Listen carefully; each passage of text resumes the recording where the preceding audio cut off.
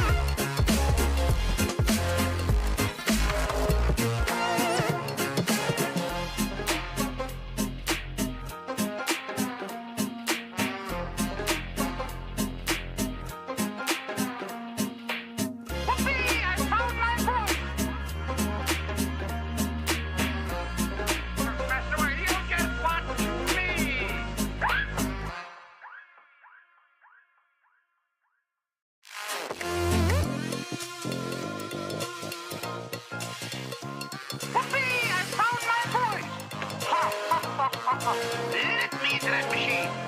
Oh, you can't go on now. Something's doing his stuff. I can't, Professor, or you'll just watch me.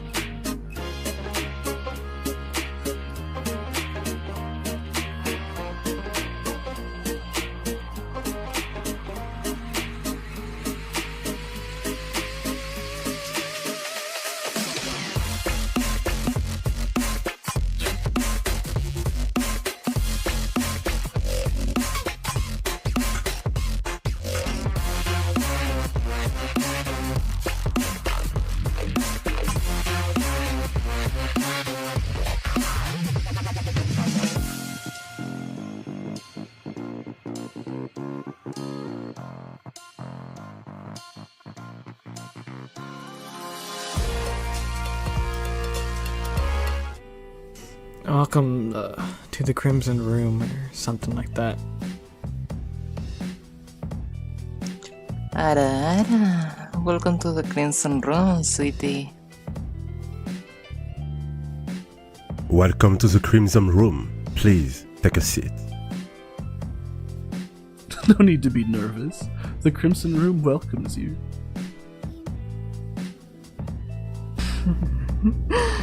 Oh, welcome to the Crimson Room. You look so sweet. Welcome to the Crimson Room. Enjoy your stay. Hi, welcome to the Crimson Room. Have a seat, please. Welcome to the Crimson Room, darling. Yara da. Welcome to the Crimson Room. Oh, hello there. My master has been expecting you. Please, come this way and enjoy your time in the Crimson Room.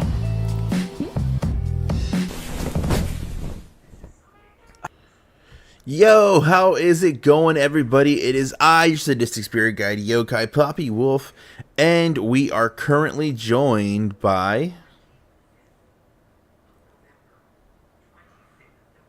Hello, I'm Batz. I thought that setup was gonna be a lot better. That's why I was like, oh wait, did she get muted or something? Or my bad. No, I was just distracted. I don't know. I'm waking up still. It's 3 o'clock, but it's fine. Did you just wake up in the afternoon? Yeah. Yeah, it's all good. I went to sleep like around 1, so I was like, for me, it's still Saturday. It's not Sunday yet, so like, I woke up. I went to work. went to the gym, got home, relaxed, and then I finally went to sleep. And I thought I would sleep a lot longer than normally would, but I got up 4 hours in, and I was like, all right, I'm up. Let me just move around. Yeah, no. I wake up every like hour or two, and then it's like, oh fuck, body, can you just shut the fuck up for a bit? Like, just go to sleep. Welcome to the Crimson Room. I'm happy to have you. You, funny enough, were supposed to be a guest a long time ago. Yeah. I had so many things that happened. Like a lot of people don't know this, but a lot of the guests I had were like planned for like a November, December, like year, like maybe 2 years ago, 3 years, when I was still trying to continue the show. But real life things happened. I moved out. I kept moving. I didn't stop moving until like I think this year. So like it was just one of those things. Around a little bit. Yeah, I think I've moved in the past 2 years like 4 times, 5 times I think now. And so it was hard to You're saying? I've had like a year or two or a couple of years where I basically was moving like every quarter and stuff. So yeah, I feel that. It's shit. Yeah, so it was hard to find a place to like set the flag up. So like now that we've been here for almost a year now, at the spot we're at now, it just felt more appropriate to be like, all right, well, we got more settled. There's nothing too crazy happening. Plant the flag here. Let me start the show up again. So I am happy to have you on. We've been friends. Happy to be on here. We've been friends for like We've been friends while. for a while. Yeah, I don't even remember when, but like yeah, you were one of the first people early on that I've made a friendship with, and it's kind of stuck the whole way through. Yeah, so it's cool. It's cool to hang out again. Yeah, because I remember we played a couple of games like really. I think it was like golfing with friends and some other random shit on my channel back in the day. Yeah, no, we did a lot of the stuff. Absolute chaos, but yeah, it's been good. I think we did Phasmophobia for a bit. Oh yeah, I remember Phas. I get so freaked out in that shit, man. Yeah, we did a lot of stuff, and I remember I was like, I was like, how long have we been friends? And it just feels like we've constantly been like around the same people for so long that it felt like we've always been friends kind of thing. Yeah, it's always been a good vibe. So, yeah. But like, I've also had friends that I thought would be, similar, the same, more than, whatever, and then all of a sudden they rebrand or they like drop off, and it's like, okay, well, bye then. So like for the people that have been around since kind of day dot, it's really cool to keep catching up with them. Nice. So give yourself a nice little introduction, cause for the people who don't know who you are, let's give them like a quick sum up of the content you provide, and like normally how your streams or any of your content that you put out goes. Okay. Well, my name's Batz. It comes from years and years ago. I had a Discord username which is like I like bats or I love bats or something like that. And so when I caught up with those friends IRL, everyone would just call me Batz. So then I was like, but that's a little bit like I love myself? ? So yeah, the names evolved. I think early on it was like, hey, it's Batz for a while, and then eventually I was able to actually get the like BatzVT tag, and I've kind of trying to make that across the board. Content wise, I haven't really been making much content on Twitch and YouTube just because of health reasons. But it's a mix of chatting, horror, cozy games, and a lot of swearing, a lot of cunt.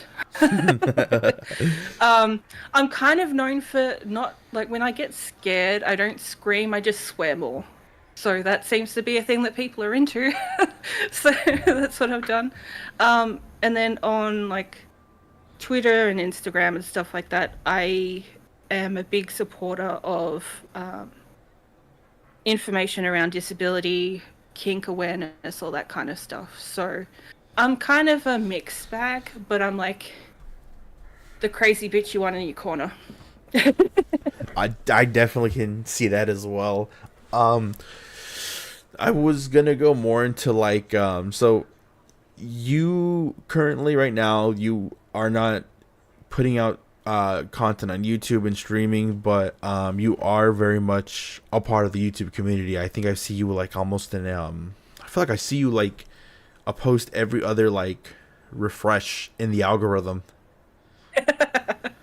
Yeah, I well, sometimes I can go like a day or two where I don't really post anything, and then my brain's like, boom, all this info, let's just like get it all out there. So some things I will like, I'll note down and try and remember to like post it on a different day, because I think the algorithms and stuff don't like you just like spamming shit. I feel like they don't either, but at the same time, I'm just like, well, like, and people call me out and be like, Batz, you need to settle down, because like I'll post like a really supportive, like, this is what's been happening with my health or whatever, and then I'll post something that's like really lewd and horny, and then they'll be like, what the fuck's going on with you? I'm like, I'm just being me, it's fine. So I wanted to ask, how long have you been a VTuber, and were you streaming before this, or was this just all like stuff that inspired you to jump in? Like, where does the origin of Batz? We know the username, but where does Batz the VTuber begin? Batz the VTuber began when I got really sick back in 2021, the end of.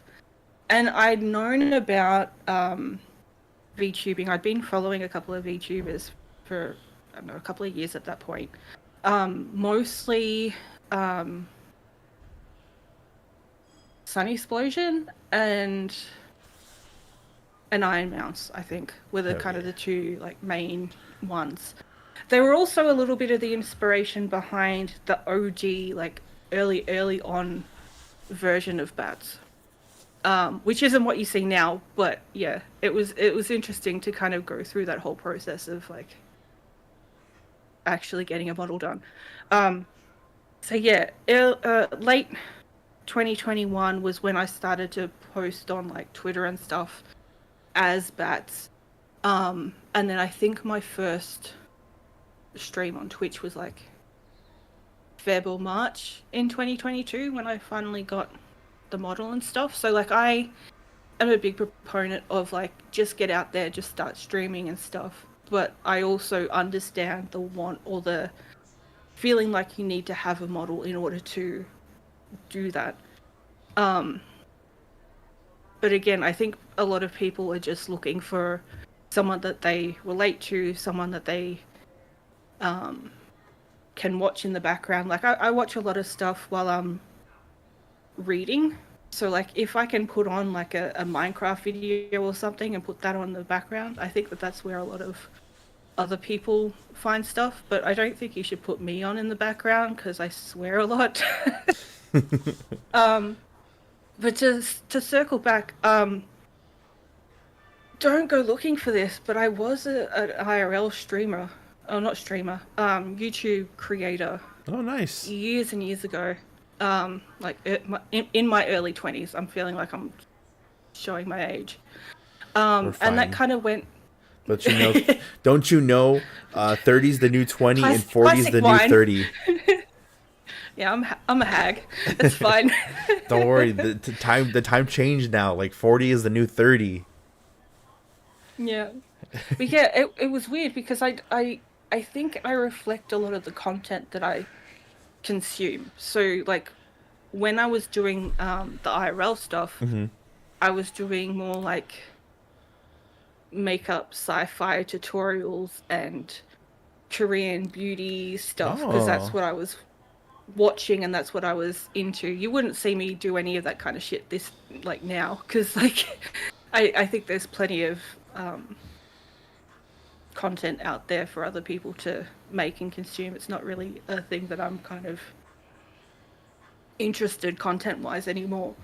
But yeah, it was interesting to do that, because when I was at uni, I was doing film studies and stuff, and so I felt like that was where I needed to be heading, if that makes sense. Like I could see that. needed to do more stuff, IRL, audio, all that kind of thing, in order to, you know, have content as a, like, here's my work kind of thing, and that I needed to, you know, be okay with my own voice and all those kinds of things that you kind of work through as a content creator.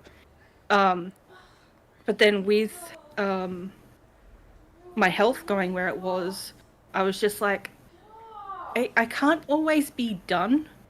And I feel like with streaming or with like making IRL content, especially as a woman, you're expected to look a certain way. Yeah, I could see and that. And be like all done, whether it's, you know, full done makeup or not. Like I look like I was saying before, I'm a hag. Like I actually look like a hag at the moment. Slap him. No, just kidding, don't slap him. Just spray him with the water. Sorry, my cat was ruining Stoney's movie night. I don't know what I swear my cats just are little pains in the butt.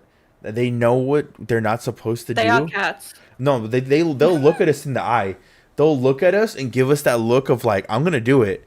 They hear us. They know, like, don't you do it. No. And they're like, they'll keep edging until they'll edge you until you're like, can you fuck off? Okay, I'll comment those laters, and then laters I go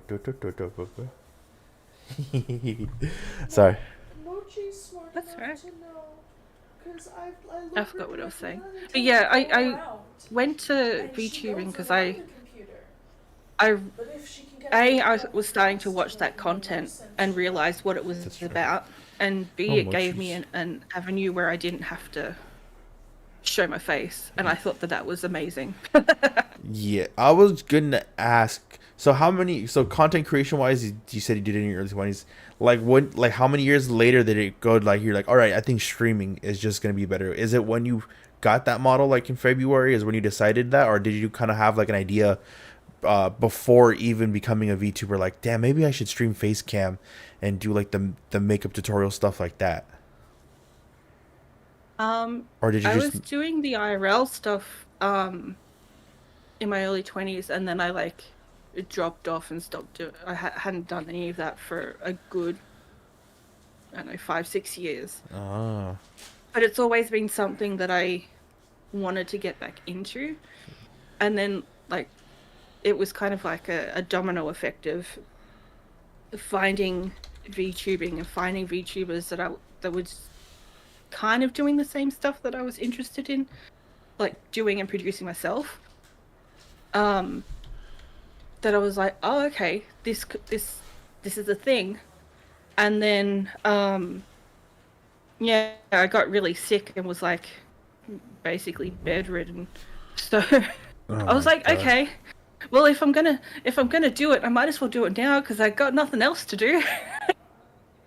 I could see that. So I know. That's when I started pushing towards that kind of stuff, because it was like, okay, well, you know, I've got time to not do it. Like I didn't have any of the other expectations of, you know, being an adult, needing to do the 9 to 5 and all that kind of stuff. So yeah. It was a mix of let's just give this a go and see where it takes me, and not being bored out of my ass. I could feel. I think originally that's what I began as a VTuber. I didn't want to be. I don't think I wanted to be. I think eventually I wanted to evolve into VTubing, but originally I was like, let me just make a quick little cut, something I could make videos on. And early on, my videos were just me reviewing anime, this. I'm talking when I first got my setup, I was like, all right, I'm gonna review anime, or I'm just gonna have Reddit reads where I read stories and give my takes. And a lot of that stuff really was early on and pretty fun, but when eventually I was able to create a model, get a model done, I was like, yo, I should try streaming. I didn't have any idea what I was gonna do. I thought I wanted to be like those like I call them like the kid YouTubers, like the ones who are like, hey guys, we're gonna go do this and that, and I was like, oh, maybe I should like do content. Hey guys, let's have fun today. Like, hey guys, we're gonna play some Roblox, and guess what? I hacked my friend's account, and I was like, I thought God. Like my brother loves that stuff, and I thought early on, and I was like, maybe I should do that. That seems like that gets like the million follows and like the million views and stuff. Yeah, and it's like the people who do like Ash Ketchum voices or like Navi voices and stuff. And you're just like, what? How? What the fuck? And all that stuff. Hey, listen. It's like, fuck off. Like that stuff looks, it's all right for a kid, but I think really early on in, like, it just made me feel weird because I was like, this isn't my brand, and then I'm trying to like market towards kids, and I'm like, this isn't my brand. Like, I'm not like, I'm not cookie cutter. I'm not like I'm gonna like delete old accounts and make sure like no one, like, I was like, dude, I've been a fucking piece of shit. Like, I used to like, well, I don't want to like glorify it, but I used to like post me doing drugs, and I was like, I don't need, like, God forbid, like I try to do this kid friendly content, and someone's like, look at you with a fucking basically a rock up your nose and shit. And I'm like, oh damn, yeah. they got me. That's part of the reason why, like, early on I knew that I was going to be marketing myself as 18 plus. The weird thing about the VTubing sphere is that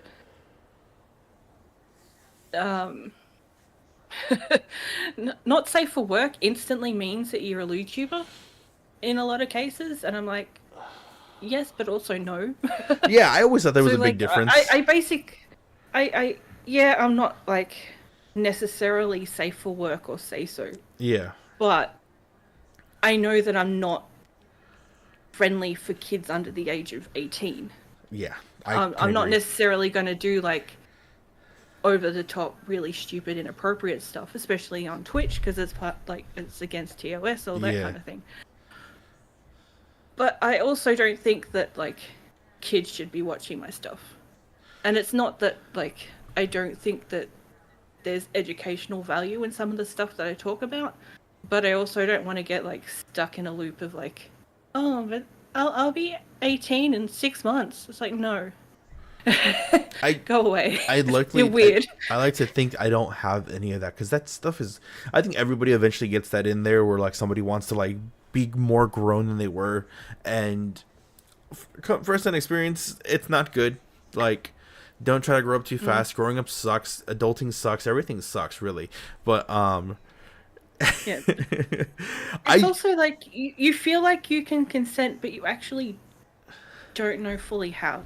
When your brain is of that age, you don't actually have the full wherewithal to actually make a fully consenting consent, if that makes sense. Yeah, no, and it's full they proof. Can argue till they're black and blue that, oh yeah, but I can say this and I understand that. It's like, yeah, but in 5-10 years time, when you look back on the stuff that you were doing, are you actually still going to be able to look at that in an okay light, or are you going to reflect back and see it as abuse, or 101 other things? Because that's what's happened to me, is that I was put in a number of different situations when I was underage that I look back now and was like, no, I was coerced.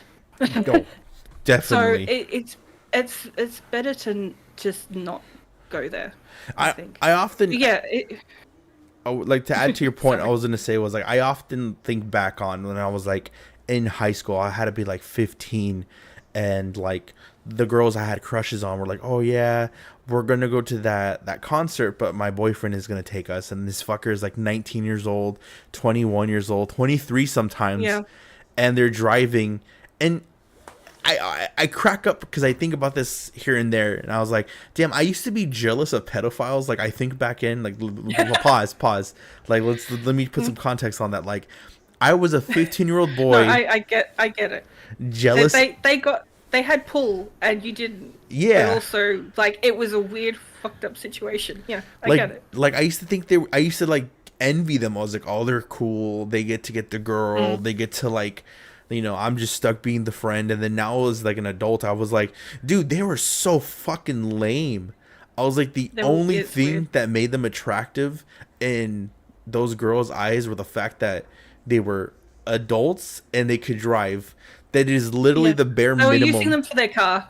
Yeah, it was so. And the fact that they could probably get liquor. I don't know. Yeah, it was so bare minimum. Like, it makes me go like, dude, they were so fucking lame. Like, even like I think back on end right now, and I'm like, we all kind of were on the same age, and I think I had these younger friends. Like, they were like, I was cool with her older sister. And I remember we all went to a party and then we're all hanging out. We're all like just like vibing. This dude had to be like 25, and she was like she was 18 for like a couple of months, I believe. And I remember she tried to make he was just trying to make moves on her, and it was so awkward because I'm there like, dude, do I say something to this motherfucker? Like, dude, chill the fuck out. Like, they came together. Like, all I remember was like, luckily, like, that friend, she took care of one of my buddies because he was drunk like horrible. Like, that was the first time she met him, and she was just taking care of him, and he got overly jealous. And I remember thinking to myself, dude, you're fucking 25, hanging around. Like, I was probably like, I was probably 19. Weird and awkward. I was probably 19. She had just turned 18. My buddy was already 21, and he was just, you know, we were celebrating because he was 21, so he was able to buy liquor. And we're like, yeah, we're gonna party, we're gonna have a fucking rad night. And this guy's like 25. He's pissed that the girl that he's trying to get with is all over my uncle. My uncle was, she's not like kissing him or anything. She's just like, hey, can you get you water? And he's like, I can't. God. Yeah. So it like, all of this always makes me think back in retrospect. I was like, dude, like, all of these predators, all these guys who try to come in and like think that like they're Mr. Suave, Mr. Cool, is like, you're literally trying to either riz up a fucking person who just turned 18 or is a minor. Yeah. There's nothing cool about you. You have no game. There's nothing that should ever make you think that you're a good person for this. You are equally as you're more trash than anybody else in the world. Yeah. And so, like, it's weird though, because like, I don't necessarily know or like think that a lot of them around that age are necessarily understanding that it comes off as being predatory and that kind of thing. Oh yeah. But like, it's like, is it a notch in their belt, or are they just like shit at, you know, rizzing up people their own age? So they go for whatever they can.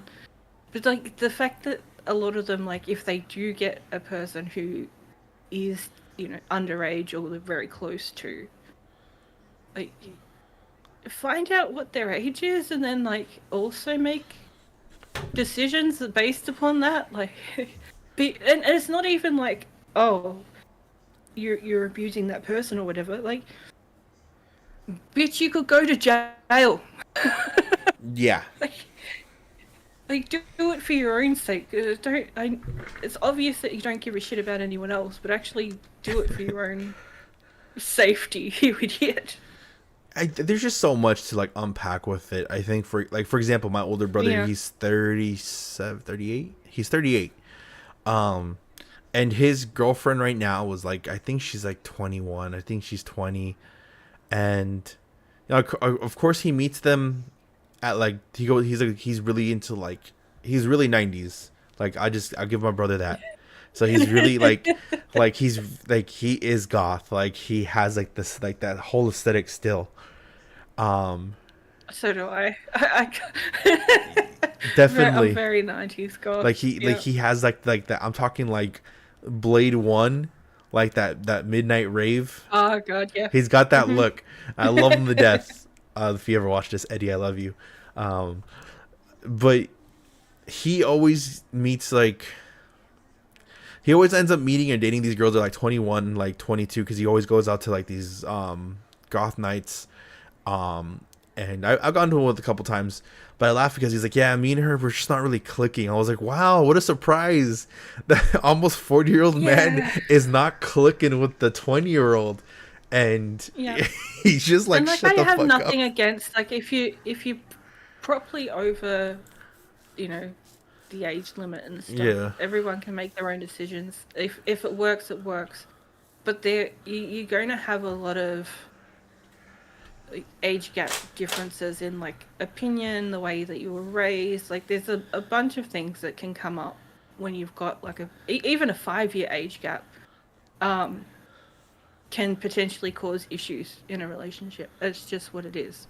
But you know, I've seen a lot of people who have had 20 or 10-year age gaps and just figure it out. Are the absolute cutest fucking couple that kind of makes you want to gag, but also like kind of jealous. There is, I think there is, like, of course, there's always exceptions to rules. I think there's always like, there can obviously be healthy relationships and age gaps. I think it's one of those things where like, if you go in blind, you are going to you're going to seem ignorant on both ends, whether you are on the side of like it's kind of weird, or if you're on the side of like, hey, it's as long as it's legal, everything works. Like if you go in blind to like ultimately blind, you're just going to end up on both of those extremities, or at least one of them at the very end. But like when you go in well informed, there's a lot more to like kind of navigate through, you know. Oh, definitely. So that's I would, if I had to give advice to anybody who was like, hey, like me and my partner are like 5+ years like age gap, I'd be like, hey man, just figure it out. If there's something you guys can like work through, or like have the ability to work through, like shoot the shot. But if like it's one of those, everything's hitting the wall, like you guys are just so different, you're talking about fucking The Never-Ending Story and she's like, what's that? Then maybe she's not the one. Maybe sit her down and like watch with her. Oh, God, Never-Ending Story, so fucking rad. Never-Ending Story.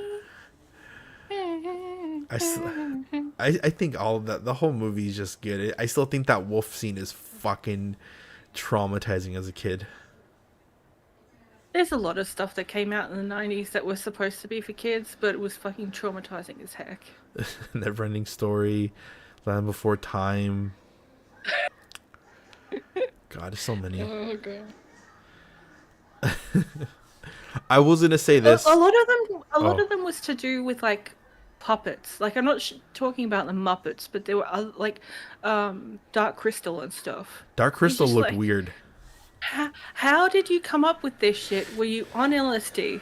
Jim Henson, man, he made the puppets. And I think he made the same puppets for like, was the David Bowie one, Labyrinth? I think he made the puppets for Labyrinth as well. Mm-hmm. Like the Jim Henson Corporation, they just they can make the most terrifying looking puppets and the most badass looking puppets. Yeah. But I was gonna ask you something. Being like a streamer for, I would say like what, since you said February of 2001, right? Or 2002, you said? Yeah, 2022. So it's like 3 years now. 3 years of streaming. Like, last year wasn't as much, but yeah, I've been in the scene now for like 3 years or so. So it's. I was gonna ask, quick. do you kind of feel like, because we just talked about your makeup videos earlier, is there like a bit of fear of people like finding IRL content of you, or like IRL pictures of you? Does that kind of like go, I really don't want to be seen, or like, or is it one of those like, hey, if they find it, they find it, but it is what it is? Depends on my mood. So like I see a lot of the like VTuber IRL stuff, and a lot of the time, like 90% of the time, I won't interact with it. Like I'll like it, and I'll support my friends and other people who are doing that, and that's great. Mm-hmm. Every so often, like the 10 or 5% left over from that, I'll put up a face photo of me IRL, but I'm pretty sure it's like the same one or two that I've been using like the last 3-4 years. That's fine. Like, there's been no like updated kind of IRL photos, but yeah, like if you see me IRL or not, it doesn't really bother me. Like if I go to conventions and stuff and people find me, that's more than okay. But yeah, it's more about the Like not giving my brain so many things to think about in order to be able to sit at my desk and make the content. It's like I don't have to have my hair all done. I don't have to have makeup on. I can just sit at my desk in whatever kind of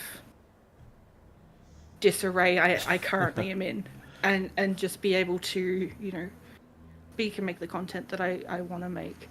It's more that than like anything else. No one can see me ever again. Oh, like it's less.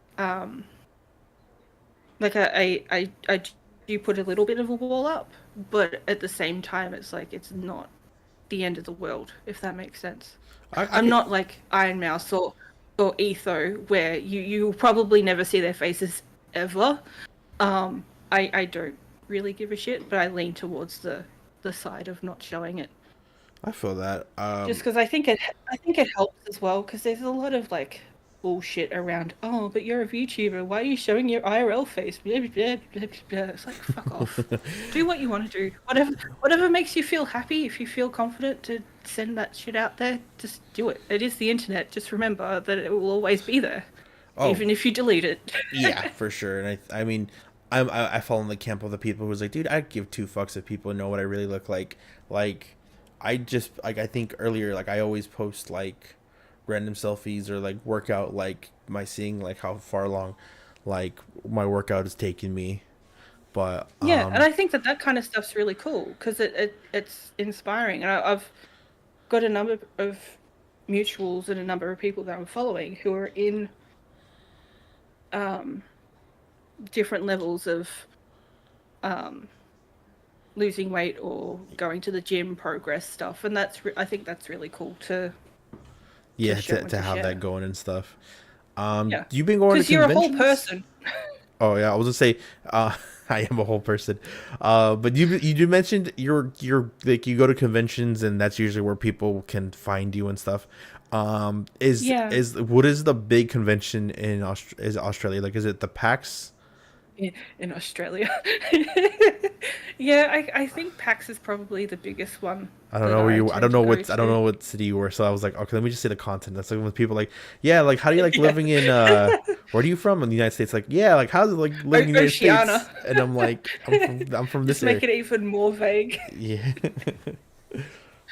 But yeah, it because like when I was talking about the film stuff before, I used to help run an anime convention back in like 2009. Oh, word. Yeah. And I was doing that for like 4 years or something.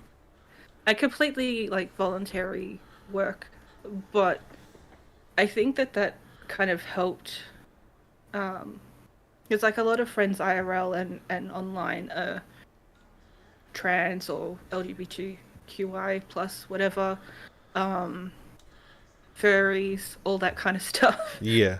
I think that kind of solidified like my like core friend group. And running a convention and then like being an attendee to being a vendor is all very different versions of a con. Mm-hmm.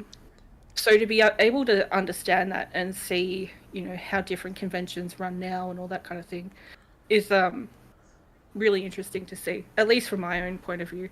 I'm just glad that I'm no longer getting like pulled aside and asked like on the day to like help with shit because shit's hitting the fan and stuff. Like I can actually just be an attendee and chill with friends and stuff, so that's fun. Do you have like these convention stories? Because I know like most people who've been going out to conventions, they always have like interesting experiences. Like some people are like, oh, I fucking love it, this person gave me this, or there's people like, dude, it fucking sucks, this person was asking me for this person asked me for that, like I was just trying to go to the bathroom and they're waiting for me and I just couldn't do it.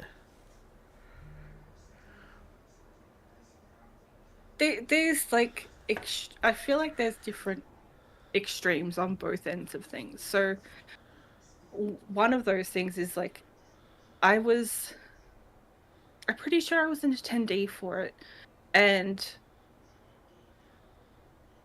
think it was a smoke bomb or something. Oh, Someone shit. set off something that set off the whole fire alarm system. But they were having issues with like getting people safely out of that like warehouse convention area thing.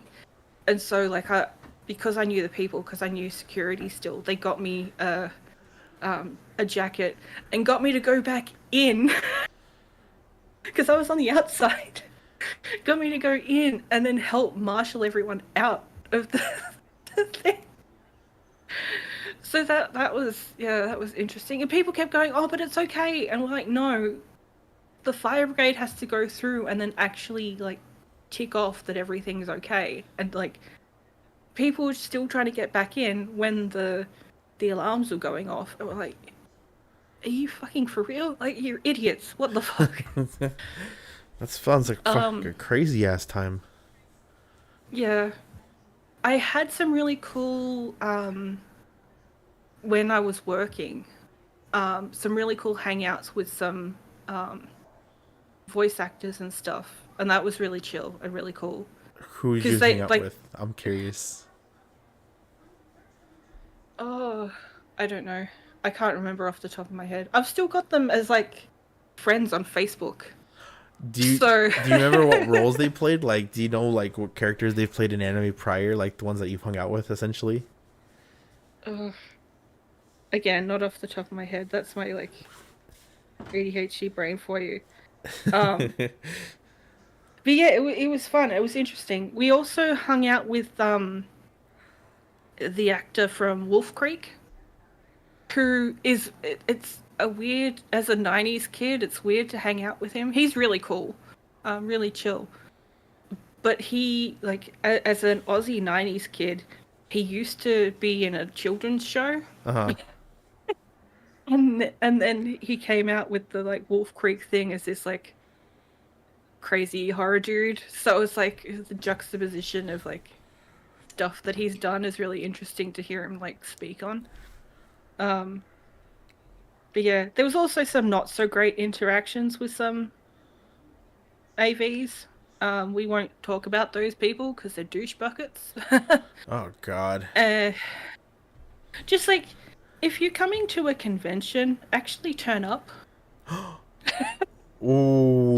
I won't mention who it is, but if you went to the con that I'm about to talk about, you'll know. But he basically got his I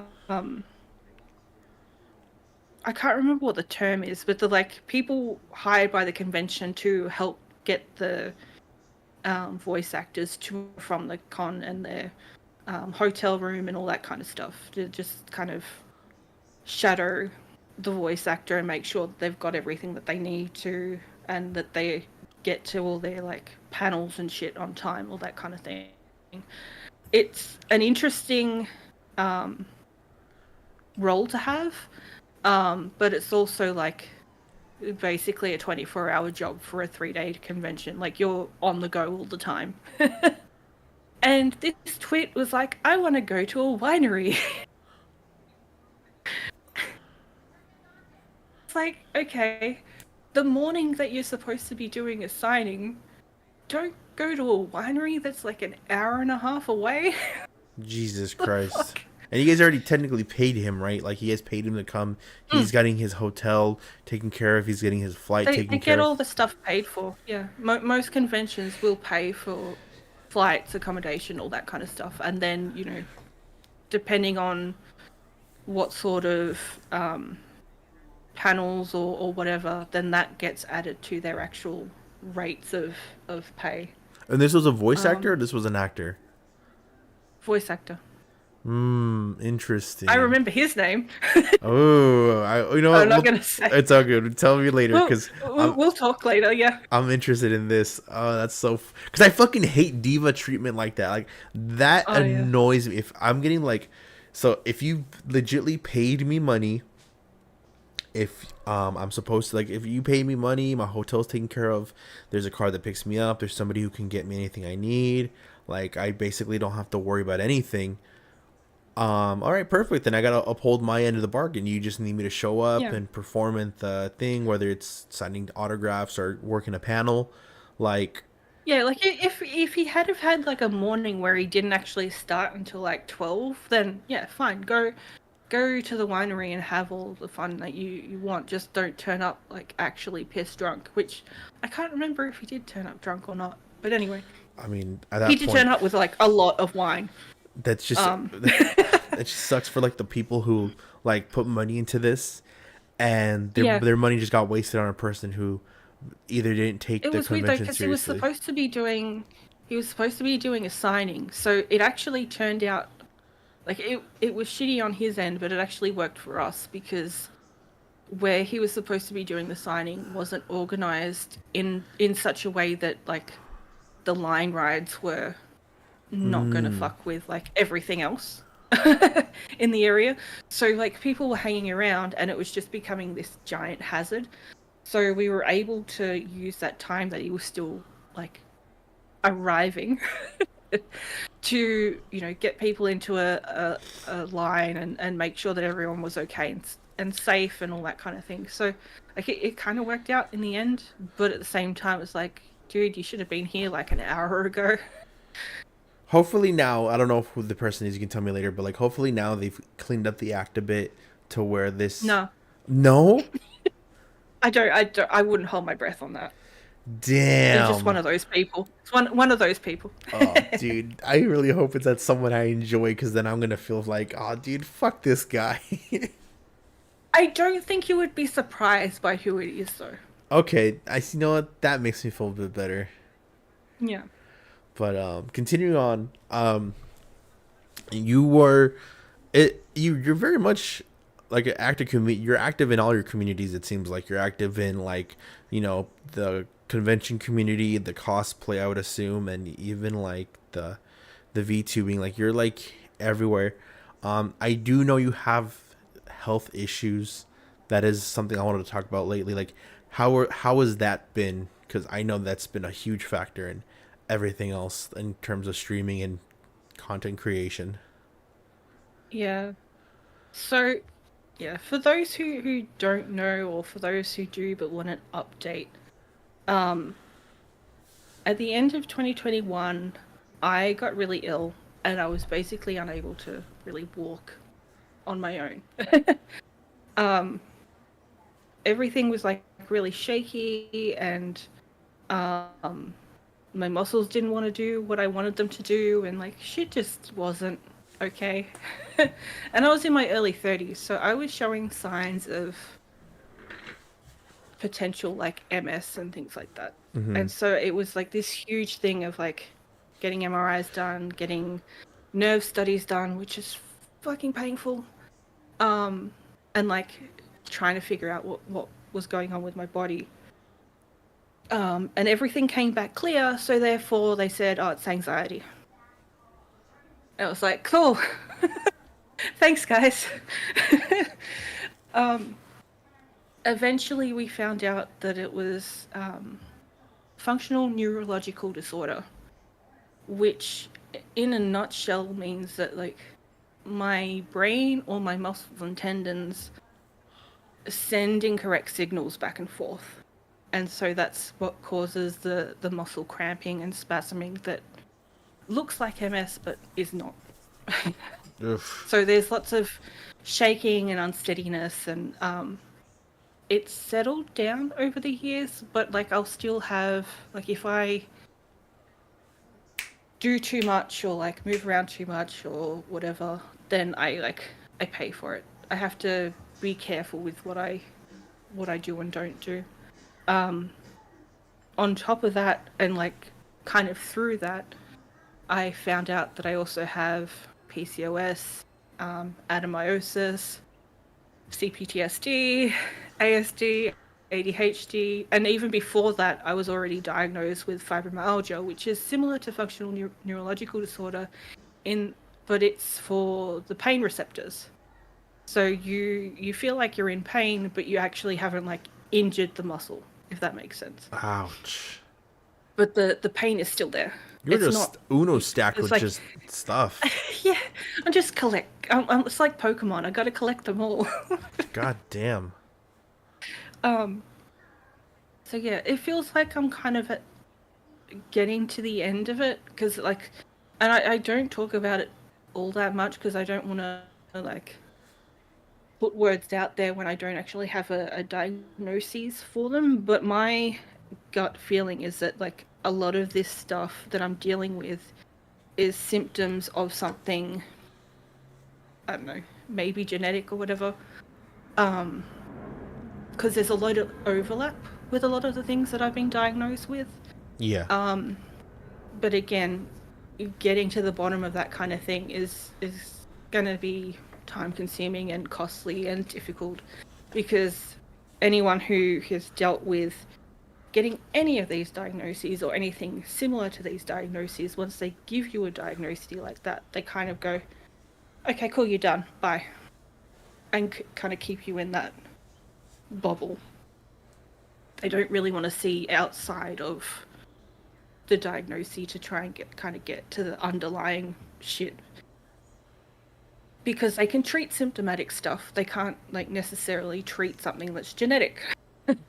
Yeah, sadly, that's like, no, not sadly, but like it seems like that's a thing. And then certain things that come off through genetics that a lot of people tend to like kind of always the villain, not vilify, but they like, for example, like they always try to treat it like it's a disease that needs to get like treated, when certain things are just adjustments, not really like all cures, but just adjusting differently in that lifestyle. Yeah. And like even early on, like a lot of stuff was blamed on weight, or like, oh, just lose weight, you'll be fine. Oh, you've just got anxiety. It's like, yeah, I do have anxiety, but I also have depression, and I also have CPTSD. Like they can all be having space in your brain. It doesn't mean you get rid of the rest of it. And yeah, a lot of my physical symptoms can get exacerbated when I'm anxious or depressed or having issues with my CPTSD or whatever it is. It's not counting it out completely, but it's also not the cause.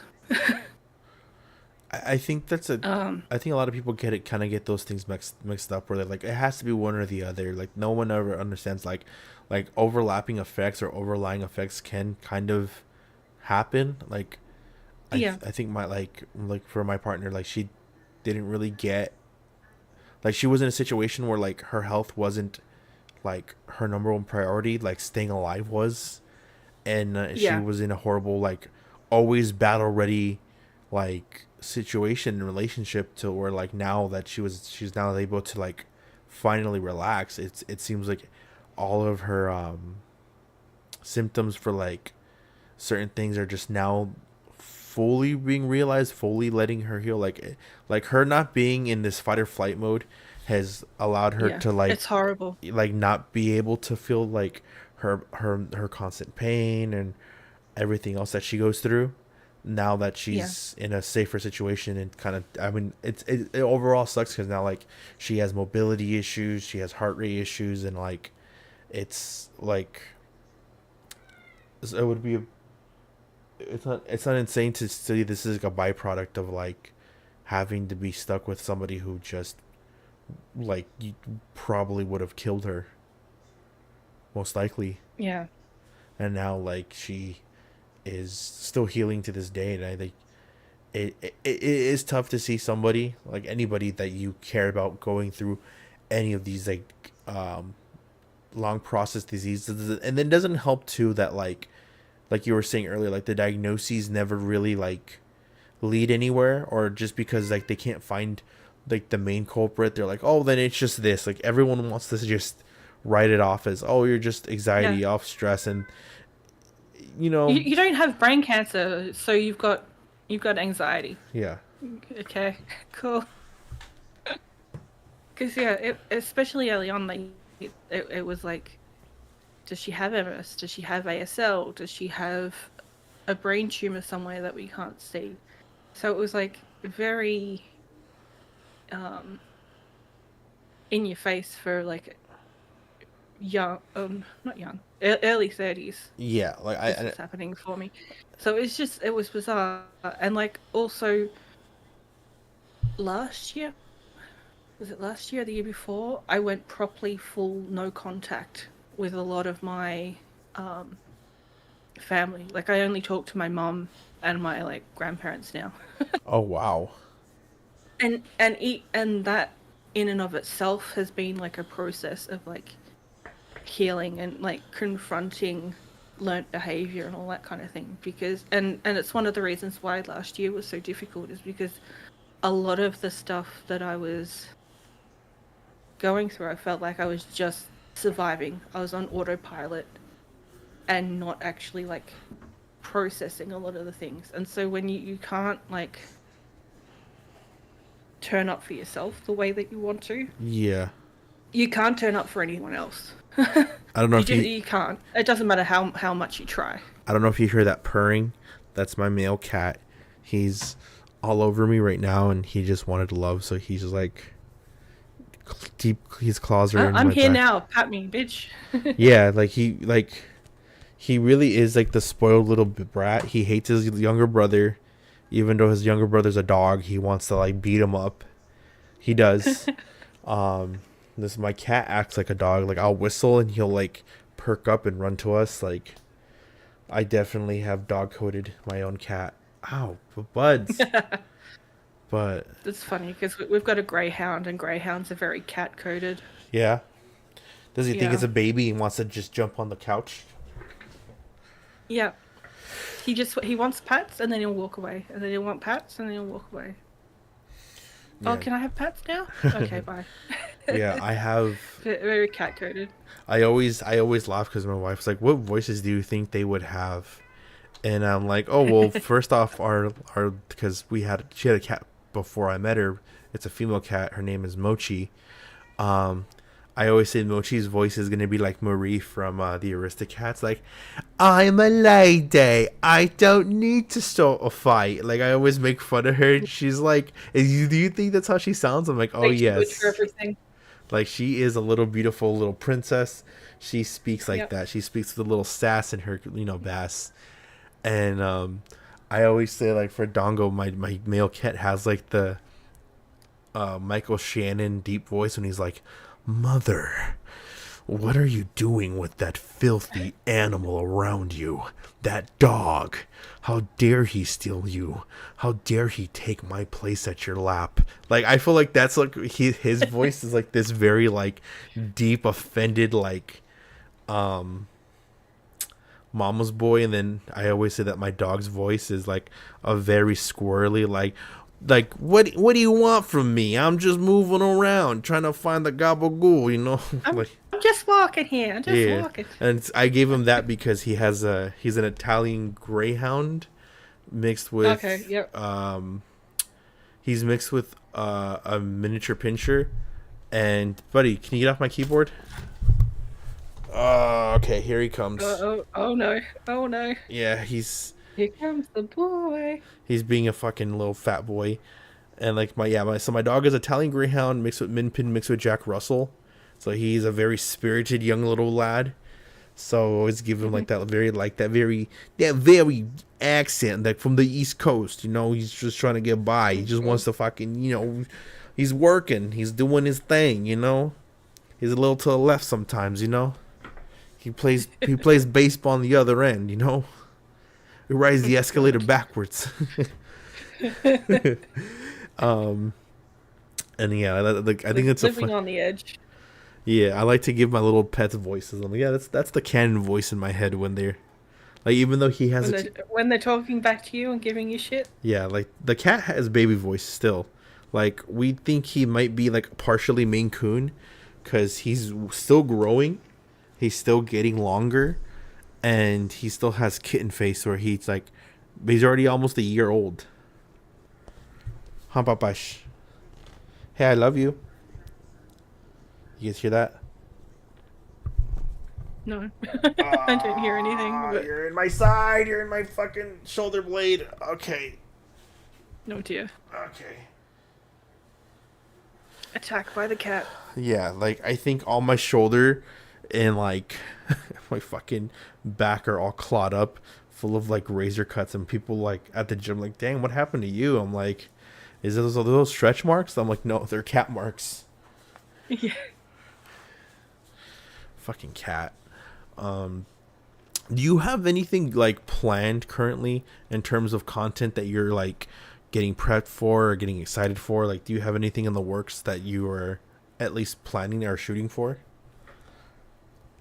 Yeah. Like I want to be back, but I want to be doing it different, if that makes any sense. So like with like streaming and stuff, I think that leaning towards more of the like crazy stuff, but also just like having chill chats and stuff with chat would be good. Because I get so many people in like DMs and just like comments on Twitter and things like that of like different questions and other things. So like leaning into more of that chat type stuff with also just doing stupid shit, I think would be the way to go. At least for me, for the content that I not just enjoy, but like people seem to enjoy as well.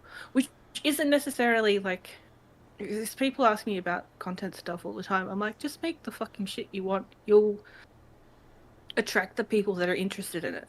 There's a niche for everyone. Don't follow trends and shit unless that's something that you're really into. Like I years and years and years ago, back when they were still building, like OG building in it, I was playing Fortnite, but I'd never streamed Fortnite. Fuck that.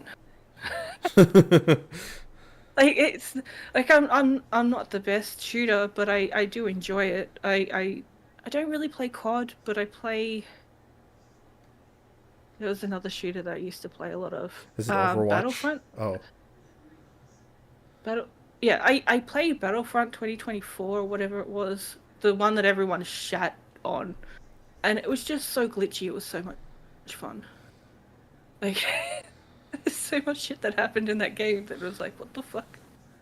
But yeah, for things like YouTube and stuff, leaning more in towards like having stuff that's like ongoing. So like I want to get back into doing Minecraft stuff, but like having a world that I just keep adding to rather than joining an SMP here or joining something there. Like I still enjoy doing those things, but I also want to have something that I can like look back on in like 6 months or whatever and like do a fly around and be like, this is what we've actually built. That kind of thing. Like also actually finishing shit. So like I did Alien Isolation, which is what a lot of people know me for, because I called the alien a cunt a lot. And I still haven't finished that. I ended up finding like the end game room when I was only halfway through it. Because I just got lost. I could see that. But yeah, because I play most games like I'm playing Skyrim. Oh, so like, oh, what's over here? You do the constant like scoping around.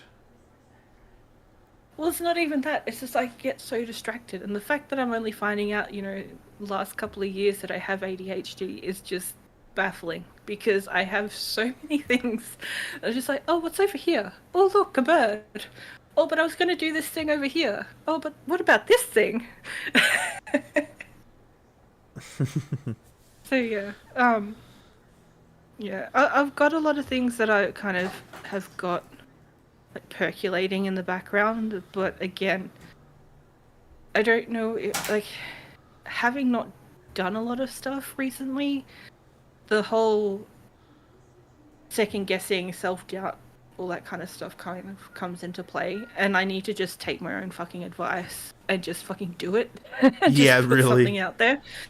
Because like once you start, you realize oh, that worked really well. I liked this thing. I didn't like that thing. And you change and you adapt and you grow.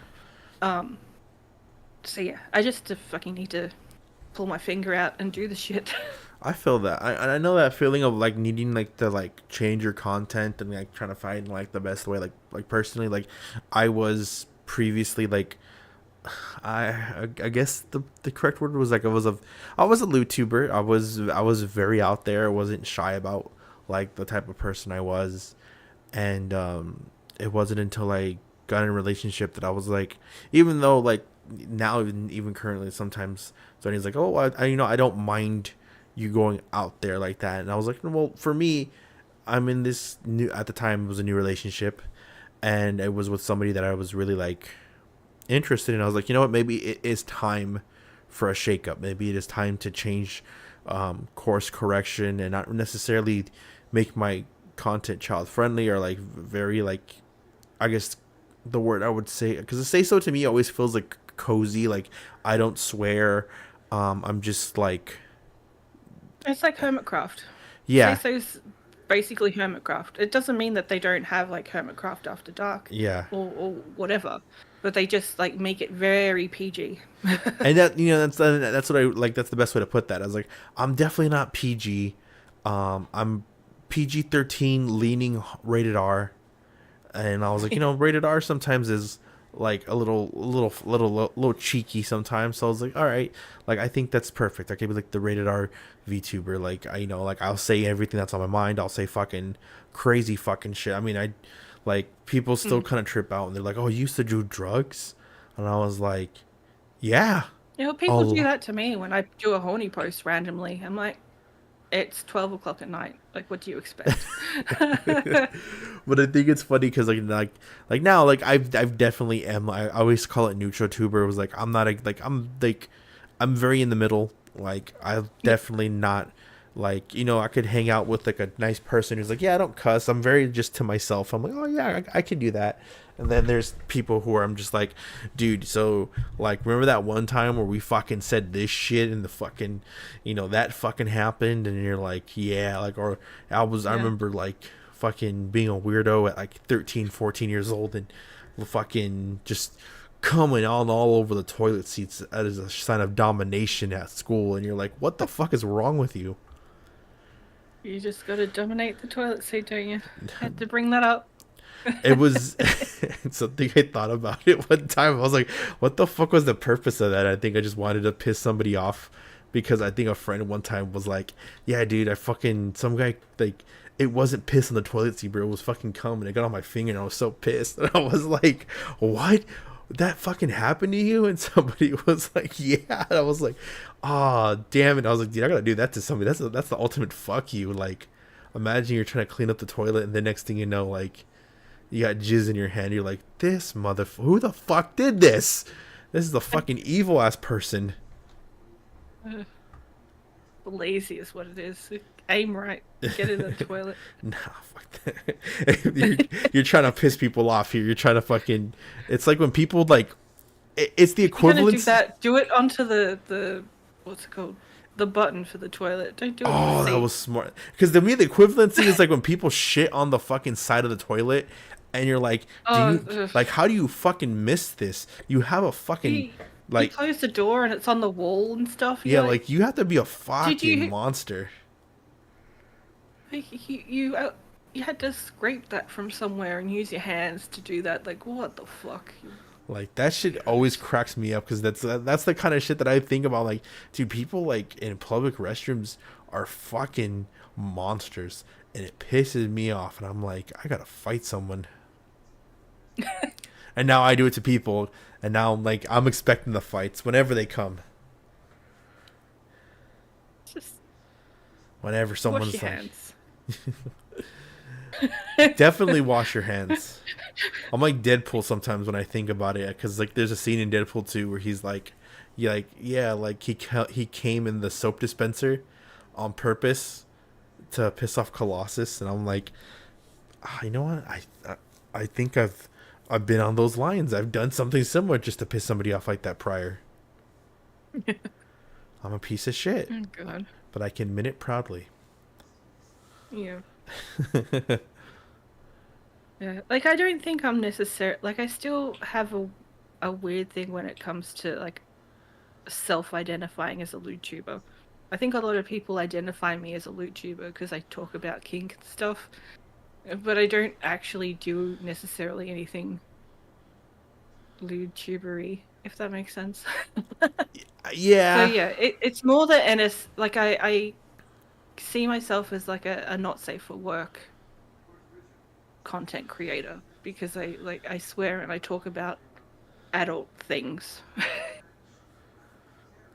And it's more to like raise awareness and just, you know, not put a like censor on myself. But at the same time, like I'll talk to people and organize hangouts or interviews or whatever it is. Yeah. And just be like, hey, do I need to like put a lid on this? And there's no issue with it because like if I've got it in the back of my head that I need to not be using that language, then I can more than be okay with using other language. I did do English as a major. I did too. But I just like have like sometimes you just need to say fuck. And fuck can be used in so many glorious ways. So it's just, you know, it is what it is. Yeah. No, I totally understand that. And I think I'm kind of grateful that I did take a step back from the type of content I was doing before. I think I could have easily been I could have fell into a rabbit hole of people who were like, yeah, this guy he's a fucking piece of shit, he flirts with everybody, and then, you know, it could have hurt a lot of people. I could have damaged and hurt a lot of people who had like issues with me or like really like caused stuff. Even prior, I think I was like, some of the jokes I do make are like, I always say my humor is kind of ghetto-ish. Like I say a lot of things that a lot of people can like not really like jive with. And I think I've had like I've had people before tell me like, hey, like I know like that's like a joke you say, but like that's kind of that offended this person. Or like somebody will like, hey, like you cuss a lot. I would prefer if you didn't cuss so much when you stream with me. And I used to get offended because I was like, nah, don't fucking put a lid on me. Don't fucking tell me what to do. And like that was really my ego, like speaking. And then it wasn't until like I just like, you know what? If someone is inviting me to something, I'm gonna play by their rules. It only seems fair when you know, playing by their rules to like, you know, it's like being polite. If you get invited to somebody's house, I'm not gonna like, you know, just walk around their fucking carpet. You know, if they have me take off my shoes, I gotta take off my shoes. They want me to like, you know, put the cup on a coaster. Like I'm not gonna be a fucking piece of shit and be like, nah, don't tell me what to do. I'm the person who like does whatever he wants. Yeah, and I think that's just being, you know, self-aware and reading the room and like, you know, trying to gel with the vibe and stuff that's going on. Because like I've been in like some really crazy lobbies where it's like, I don't know, 50 or whatever people, like back when people were doing like the Squid Game and the early Fall Guys stuff, where the lobbies were just ridiculous. And like I look back now and was like, yeah, I'm very neurodivergent, I should say, because like I would have to turn some of that stuff off because it was just like the amount of people just trying to talk over each other was just overstimulating. That I couldn't play the game. I couldn't concentrate, and like even if someone was in front of me talking to me, I couldn't understand what they were saying because there was so much shit going on. No, I get that. But definitely. Yeah, I've been in some of those lobbies where they're like, people literally want everyone to be focused on them and only them, and it's like, that's not how you play those games. Like, what the fuck? And half the time they sucked at those games too. Oh yeah, no, and I'll admit something like something that like really like shuts me down as a person. Like I try not to get angry. I try not to get like to yell at a person. But the one thing I do kind of struggle with is like if I play like a game, like let's say I play competitive in something like Marvel Rivals, and if someone's typing something, I don't give two shits, dude. It's a game. Get the fuck over it. But if someone's screaming like, "Where was this? why weren't you doing this like you were supposed to do? You're supposed to do this with this character, and you're just fucking around with it. And it's just like that. Do you even know how to play the character? Yeah, like Go that, over like here, do this thing. that. It's like, what? I can't stand it. I shut down. Like my head just fucking goes like out of it. I'll kind of like like that's why I don't like to play competitive with anybody or like even collabs. If I'm gaming, it has to be something fun where like if we die a lot, like I can not necessarily like, you know, write that off, but I need it to be that, or else like if somebody's yelling at me, I'm like 2 cents away of like blowing up on them and like, shut the fuck up, bitch ass, before I fucking smack you around. Like you think it's a fucking game? You think I'm playing this shit? Like I ought to beat the fuck out of you. I'll go to your fucking, like I will like get down and like really say some like ignorant shit to somebody and like really like put them on the wire. And I don't want to do that to anybody. I don't want to be a piece of shit and tell somebody this and that. That's not who I am. Like, I mean, yeah, I don't want to. It's like with like Phasmo, like especially early on when I was playing with a couple of people, I felt like I was always the person to die first. And it just became a thing. It was like, how long until Batz dies by ghost attack? Because it became like this meme amongst myself and everyone else who was playing it. But like I didn't mind so much because like I was still learning how to play the fucking game. But B, because it was collaborative, it wasn't me losing against the people that I was playing with. It wasn't that we were necessarily all playing poorly or all playing well or anything like that. It was literally just like fucking luck and shit sticks. Like it didn't matter. Like we could just start again and give it another go. Whereas I find that with those kinds of competitive things, especially like when I was playing Fortnite or whatever, I would never really go in squads, or if I was, like, it was people that I didn't know and I wouldn't put the mics and stuff on. I would just be the like healer or the builder or the whatever, like support shit, and just be like, yeah, I'm just gonna play it my way, I don't give a shit. Because if I try and actually get into the zone of playing those kinds of games, like it's not good for my mindset. Yeah, and I totally agree with that, because that's been my issue, is like when people have been like, oh, you should let's collab on this and collab on this. I always had the preference like, hey, just letting you know, like I suck at this, so if you're expecting like me to be good or like anything, just... yeah, if you want to carry me, I'll play whatever the fuck you want. Yeah. Like I always have to give that preference. I'll buy it, I'll download it, and I'll play it. Like if you want to carry me, that's fine. But if you want me to actually be any good at it, then that's a whole nother story. Yeah, because I think that's like, I wouldn't say that's an insecurity of mine, but it is essentially an insecurity of mine, is when like someone's yelling at me. Like it's real. Like my first instinct is to shut down, because I'm like, yeah, don't fucking say it. Don't fucking go crazy. Don't like, you don't want these people to look at you weird. You don't want these people to be like, oh yeah, I didn't like our collab or this person because like he said this about me or he said that. And I was like, I could really just say like that crazy shit. I could really just say what everybody else is thinking, but I don't want to do that. I need to be good. I need to be a decent human being and just kind of like shelve the bad thoughts. But yeah, but it's like with I'm similar in that, like, when I'm actively engaged in a conversation, especially like what we're having now, every so often, like I'll have a thing and this is the ADHD, is that I'll like try and be part of the conversation, because I don't want to lose my train of thought or like actually forget the thought entirely. Yeah. But then I find that I'm accidentally interrupting people when they're still like in the middle of their thought process or conversation. So I'm like really apologetic, and I feel like a shithead for doing that.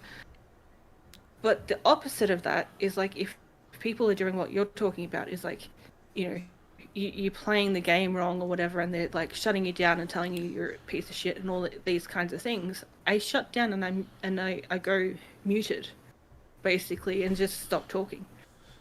And it's like, so do you want me to actually be engaged in the game and engaged with what you guys are doing? Or do you want me to just be in the background? Because I can do both. And, like, I feel like it's a drain on myself, but it also makes me feel like, well, why the fuck am I even here? Like, if you're gonna, like, not... There's a very big difference in, like,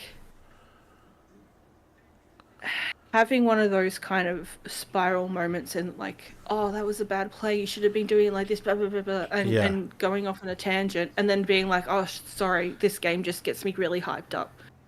That kind of thing I'm okay with, and will probably not make me muted, but it'll also make me feel like I can't necessarily say all that much. I'll still be talking, but I won't be talking as much. Yeah, I totally agree. It's weird. It's weird, like a weird balance of stuff. But then, if I'm actively doing something or like playing a game that I don't really play very often, so like, I don't know, League or whatever. If I'm running around and doing a lane that's not necessarily the right lane for my character, or I'm like picking up the wrong shit at the end and like buying the wrong things. If someone's like, hey, you should, what things are you buying? You should actually buy this, or like concentrate on this lane, it's going to be easier for you. That shit is fine. Like, creative criticism, I'm all for, because I'd much rather have someone say, hey, we play this a lot, maybe you should try this instead. It is much more like helpful for me in the long run, and I'll pick up and I'll on that stuff, and I'll like, it will stick in my brain. If you're just yelling at shit because you're yelling at shit, it's in one ear and out the other, mate, and I don't care anymore. Dude, I had this experience, and just talking about this kind of reminded me, and I feel bad because my friend, she really wasn't trying to be like, so she always liked to play Valorant. She had like a big Valorant phase, and she was always meeting these new people that she played with. She's very outgoing, and I remember she's like, hey, like, you just got home, right? I'm like, yeah. She goes, hey, do you want to play Valorant with us and run a couple rounds? And I guess the person that she had been friended was kind of like in competitive, was like really into it and stuff. And, you know, I'm here thinking, I'm like, oh, we're just kind of shooting the shit. It's just for, you know, shits and giggles. And, you know, I'm sucking horribly. I'm not picking the right character. Like, and she had hit me with this, like, well, you know, hey, if you don't know how to play the character, I recommend don't pick the character. And she was just kind of like, she was just getting like a whole attitude with me. And I'm chilling. I'm like, hey, oh, my bad. I didn't know this, or like, oh, I don't know how to do that. And they were, because, you know, they're calling for like, oh, Cypher, do this, Cypher, do that. And I'm like, oh, how do you do that again? Like, what do you do? And I don't know the controls. I don't know what the legend attack roll thing is supposed to be. Yeah, like I don't know how to play this legend. I don't know how to maximize on this. Like, I'm probably playing the wrong character for the type of style of game I play. And she was just being aggravated, and she was like making it known that she had a whole attitude with me. And I remember like I was kind of sick of it. I was like, hey, you know what? I'm kind of getting tired. I gotta lay down because I just got off of work. And my friend was just like, she knew, she was privy to that quick little like, yeah, you know what? Hey, I got stuff going on, so I'm not gonna be able to fully hang out. I'm falling asleep, so we'll just play another time. And she was like, dude, I'm so sorry. I didn't know that she was gonna get like that. Like, are you okay? And I was like, yeah, I'm good. You know, and I kind of took it out on her, and I was like, next time your little fucking next time your little bitch of a friend wants to fucking play shit, you know, leave me the fuck out of it. And I kind of like blew up on her a sec, and she was like, which is unfortunate. It sucked because I do feel bad, and she was like, hey, you know what? I apologize again. And I was like, you know what? I just need to take a minute, like, just to kick back, and like, I think I'm not gonna play Valorant for a minute. And she's like, dude, I understand. I really am sorry. And, you know, like, kudos to her. I'll put it this way: if I blew up if she blew up on me the way I blew up on her, we would not be friends. And so, but I feel bad for her, because like I've been in that situation where, you know, for the most part or whatever, a person that I've played a game with has been, you know, chill or as chill as some competitive players can be. Yeah. There's a difference between just like actually blowing up and just letting off some steam because you made a bad shot or whatever. Yeah. And then you invite other friends outside of that group to play, and then that person or people go off on these tangents, and you're like, I'm sorry I introduced you. Like, what the fuck just happened? And it's unfortunate because I feel like that can really turn people off of video game, or turn people off of like just engaging with others, is when they have like one bad experience with a person. And I tried not to let that get me down too much. Like, I played Valorant here and there still. Like, I preferred Valorant over Overwatch any day of the week. It's just one of those things that, like, to this day I still kind of get like a little, I guess I get a little like PTSD of like the second someone's like trying to yell at me and tell me what to do, I try my best to hold my tongue because I don't want to blow up on the wrong person. Yeah, it pulls up a lot of stuff, and like it's interesting because like I have played League of Legends, but only because I was in a Discord where they play a lot of League of Legends. Yeah. And they basically held my hand through like the whole process of like, yeah, we're gonna keep carrying you until you find your like rhythm or whatever. I still don't like League, but at least like because of how like helpful and supportive those people were through playing the couple of games or whatever that I did play, I can understand now why it is such a big thing and people enjoy it so much. It's just not a thing that I'm like into, if that makes sense. It's just not a game for me. I get that. But I could like I don't mind playing it here and there when other people need like an extra person in their thing. I'm like, as long as you're happy to carry, I don't mind. And I think what like really kind of like breaking down that layer for me, I think that's like what's always turned me off from collabs, is the fear of like, I was like, dude, I like you, I don't want to not like you.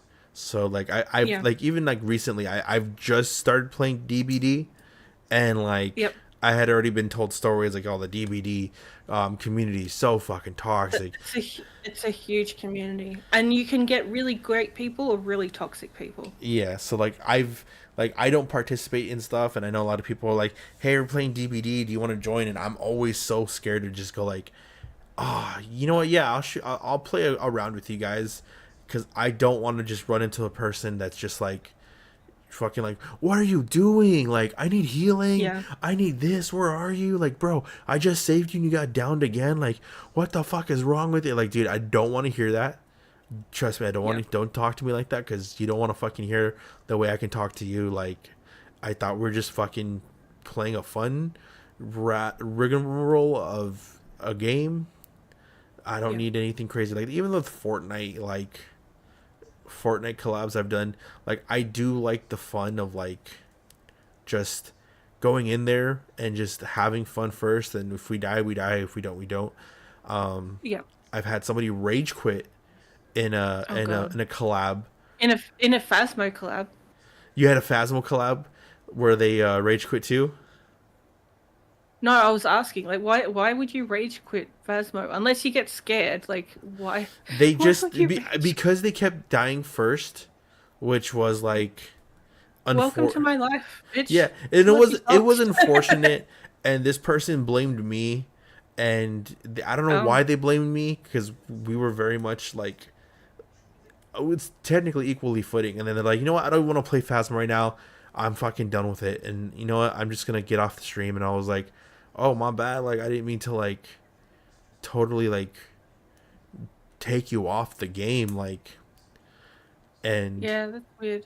They had canceled, like, their Phasmo, like, because they had Phasmo collabs planned for, like, the future, and on that one interaction just put them off the whole thing. Yeah, and it really, like, they canceled the Phasmo collabs with these other people, and it was one that I was kind of part of it, and I was like, oh, damn. And then I think one of the people in that collab were like, yo, what happened? And I was like, well, we were just kind of, preparing for the collab. We were just kind of like doing duos, and the ghost just did not stop going after them, and They just were like, I think that's a thing on them. Like, especially in those kinds of games, sometimes you've just got to roll with the punches.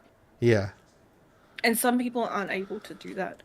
But on the topic of like collabs, my thing now is like, even if I've like known someone for a while, if we haven't actually played a game together or played that particular game together, I'm gonna say no until we actually play it off stream. that's smart. I like that. Unless it's something like a Minecraft SMP or like a big collaborative SMP where you don't necessarily have to interact with everyone and everyone's kind of doing their own thing. That's a whole nother like kettle of fish. But for like any kind of like, if it's, I don't know, like Phasmo or Fortnite or any of those kind of like made to be collaboratively played games, even something like Played Up or whatever, I'd want to actually play something with them before I actually say yes to it. And like I know that like, especially when you're doing content creation as like a big side hustle or your main thing of income or just as a hobby, it's difficult to kind of fit that kind of stuff in. And I'm not saying that I need to be playing with that person for 4 or 5 hours, even just half an hour or an hour, just to be like, yep, we can play around and we can get to the end of a round and not want to kill each other. Because I've had a bunch of really not so great collabs, and I've had a bunch of really good collabs, and most of the time, like it's fine, I can roll with the punches, but like I don't want to have to, if that makes sense. Yeah, I don't think anybody wants to be put in a situation where they have to be okay, or they have to like be prepared for someone to blow up on them, or like kind of make them feel bad for just playing a video game badly. Like I don't think anybody wants that, but it feels like something now we necessarily have to prepare for, because some people have different levels of intensity about them and passion. Yeah. And especially like I think a lot of the times with that kind of stuff, numbers or whatever come into play, and so people like not bow down, but like if I'm saying one thing and another person's saying something completely opposite, not even being nasty about it, but like they're opposite, and I've got however many followers and they've got like 10 times more, they're going to agree with the other, like the bigger person, bigger person. And I just like, that's not necessarily okay, but okay. Like I can't deal with that kind of shit. Like I've been around for 3-4 years or whatever. I've seen people come and go. I've seen so many different like inappropriate things happen. Oh yeah. Shit come out about people who are like giant streamers who have been doing the wrong thing this whole fucking time. Sometimes they actually get shoved off the internet. Other times they just keep going and doing whatever the fuck they want to do. And I'm just like, I hate that whole like. I love being part of the community that I'm a part of, but those parts of the community just fucking suck. No, I totally agree. I think I think that idea of like I don't want to call it clicking up, but when that's like you're using your follow base to justify your horrible actions, or like maybe let's just, even if it's just a friendly disagreement of like, hey, I like red or I like blue, and their fan base kind of takes it up a notch. I like pineapple on pizza. Yeah, I don't. My wife There's does. There's nothing wrong with it. I'll have fun in the debate and be like, yeah, pineapple doesn't belong on pizza. I'll have the fun fight. I would love to have the fun fight, but it's when people take it up a notch to make it serious, where I'm like, are we really doing this? Or their numbers equal authority. Yeah. That's something I fucking hate. Like, no. Also, it's funny because a lot of the time these people are like in their early 20s, and I'm like, dude, you're like a child to me. Well, You know what? This is the worst thing I've ever said out loud. But like, I say this in my head in terms of people with numbers, and it's like, and this is something I tell myself personally because it's the truth, and it's I can't take someone seriously who has never held a gun, who has never had a fight for something, and who's never like grown up in the streets and like had to have like that fear of death, like I've never really like I don't want to say I don't respect anybody because that's not the word I'm looking for, but it's hard for So me you to. don't respect me because I've never held a gun, but No. I also live in Australia. So No, well, like, the point I was trying to make is like, and a friendship. yeah, well, what I mean by that phrase, and it's like just because you have numbers and you try to bully me, and you think like, let's say somebody has numbers and they try to bully me or they try to say some shit about me, I'm like, look, you can talk all the shit you want on the internet, but if you've never done this, that, and the third, and like actually been in the life like that, or been in life like that, where like you've associated with individuals who are not good for your health long ways, like yeah. I've sadly shaken hands with people who are like probably not supposed to be people I've shaken hands with, and I'm not talking about yeah. like anything like salacious, but I'm talking like criminal wise, like I can't fear a motherfucker who's like, oh, I got like 60,000 followers, I got 6,000 followers on Twitch. I'm like, okay, cool, good for you. Like, you're trying to talk down on me, don't fucking try to talk down on me. Like, I'm not the fucking one, I'm not the two, and if you try to play with me, you're gonna fucking find out what can really fucking happen. Like, I'm not this fucking internet gangster who's like gonna be a keyboard warrior. No, motherfucker. If I fucking find where you live, it's phase on site, and I can guarantee you it is easy to put hands on a person, and once I touch you, I fucking touch you. Simple as that. And I think people kind of like, oh, where the fuck did that come from? You do not consent to being touched. And I was like, good, I hope you don't, because this shit's gonna fucking but like that's the truth of it. And I think it's like a lot of people kind of get like, why are you taking this so seriously? It's like, I didn't want to take it seriously. You made it seriously. You brought it up to over the line, motherfucker. Like, once you raised up the bar to be like, oh, like this is that and the third, I was like, okay, cool. Guess what? A bunch of people probably make more money than me. Guess what? They've never had a fight. A lot of them never had a fight for the shit that I had to fight for. Their daddy or mommy gave them the fucking 20 grand to start a business, 30 grand to start a business. Like, okay, good for them. Yeah. But yeah, that's like something personal. I don't think I've ever really admitted in my head. It's like anytime someone's like gotten tough, I'm like, I can't fear a person who's never had a gun pulled on them. I can't fear a person who's never had a knife pulled on them. Like, you guys have never really seen like the shit. You just think you know what's talking about. Like, yeah, you've never lived until you had your life threatened. Yeah, and I like that's a sad reality that's something. It's sad, but it's also kind of true. Yeah, it's a sad reality that's how I measure a person. But I measure a person based off the trauma, the traumatic incidents in their life. Like, if you've gone through shit, I know I can trust you. I guess that's the way I'm talking. Like, if you've legitly like if the term like if you've gone through some of that kind of stuff, yeah, and you've come out the other end, and if you're better doing for well it, for yourself, yeah. and you're obviously, I don't wish that kind of trauma on anyone, but there's a level of respect that I have for anyone who's been through what I've been through, or worse or similar. It's not to be like, oh, everyone should have to, like, if you've had a chill, cruisy life, I'm not gonna lie, I'm fucking jealous. But at the same time, don't come and talk to me about X, Y, and Z, because you do not know what you're talking about. Exactly. So you get what I'm trying to say. Like, and I think the best way to put it for like layman terms is like, there's Drake people and then there's Kendrick people. Like, I always will respect Kendrick because Kendrick has grinded. Don't go there.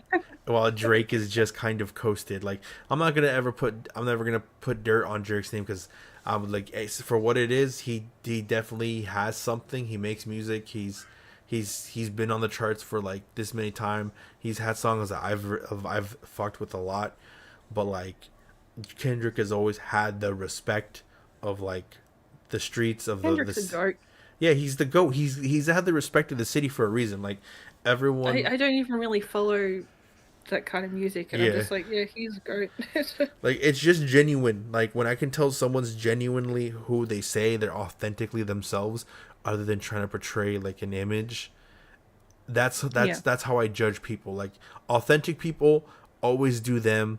They're always unapologetically themselves, and will always like apologize. Oh, I'm sorry if I took it that far. While like people who are just playing a facade. I think that's why I did the NSFW stuff, is like because I just wanted to be me. Yeah. On whatever level I feel like being me. Whereas I think with the IRL stuff that I used to do, I felt like I had to pigeonhole myself and be a certain way in order to make the content that I was making back then. Yeah, and I mean the content. So yeah, I get that. And I feel like I think we both can agree, like we're both happier, like just being ultimately ourselves on the internet. Like, of course we have these VTuber like models and stuff, but like there is that level of like, hey, we're just us, unapologetically ourselves, and if you don't like it, you don't like it. If you like it, you fuck with us, then cool, awesome, welcome, stay, please take a seat. Yeah, well, I admire people who do the whole like I've got some lore and stuff in like the back of my head, and like a little bit of lore that I've put up on my Discord. But for the most part, like when I'm doing the whole Batz thing, a lot of it's just me. Like there's no voice or inflection that I use when I'm, you know, online and being Batz. There's no like, oh, I have to be extremely into kink, or I want to be, you know, biting everyone's necks or whatever, like 100% of the time. Like it's more it's me, but like more than, it's if that makes sense. It's an anime. It's an exaggerated. It's a hyperbolic version of yourself that you already are. Yeah. Well, even the like, I don't really talk about it very often, but the like, one of the images that I gave over to my model creator for the face of Batz was my own face. Ooh, nice. So like it obviously they've put their own spin on it. Different versions of Batz has red eyes, some have green eyes. I do have green eyes in IRL. So like there's a lot of different aspects of Batz that's reflective of me. It's just, I don't know, me if I was like a however many year old vampire with like blood magic and shit. Like it's just like the bits that people see as like Batz the character are just add-ons to the personality, because the personality is just me. I totally agree with that. Like I need, like, to be fair, I was Poppy Wolf before the model. Like that is like something like people would call me like in the streets, like in just like like I could just be walking with friends and then like, I meet up with someone and they'll say the name and one of my friends goes, wait, what the fuck? Like that's how they know you as? I'm like, yeah, this is what they call me. Like it is what it is. And like the VTuber model just carried on my name, but it's me inside. Yeah, I guess is the best way to say it. I until I had Batz, I never really had a like nickname that stuck. Yeah. And then because of the Discord stuff, and it stuck, and then I started catching up with those people IRL, and it became a thing of like, if people were saying my IRL name, I wouldn't necessarily like look. Yeah. But if they say Batz, I respond because I know that they're talking to me. Yeah. So yeah, it's interesting how it's kind of developed. And I think that's what like ultimately is like, I wouldn't say the most fun with being a VTuber is like, I really am just myself. This is just, there's just a model that has beautiful lore, that has a fun story to it, but ultimately personality wise, this is all me. Like I am, all your what you're seeing is what you're getting. Like I am, like the tagline. And I think with the IRL stuff, there's an expectation there.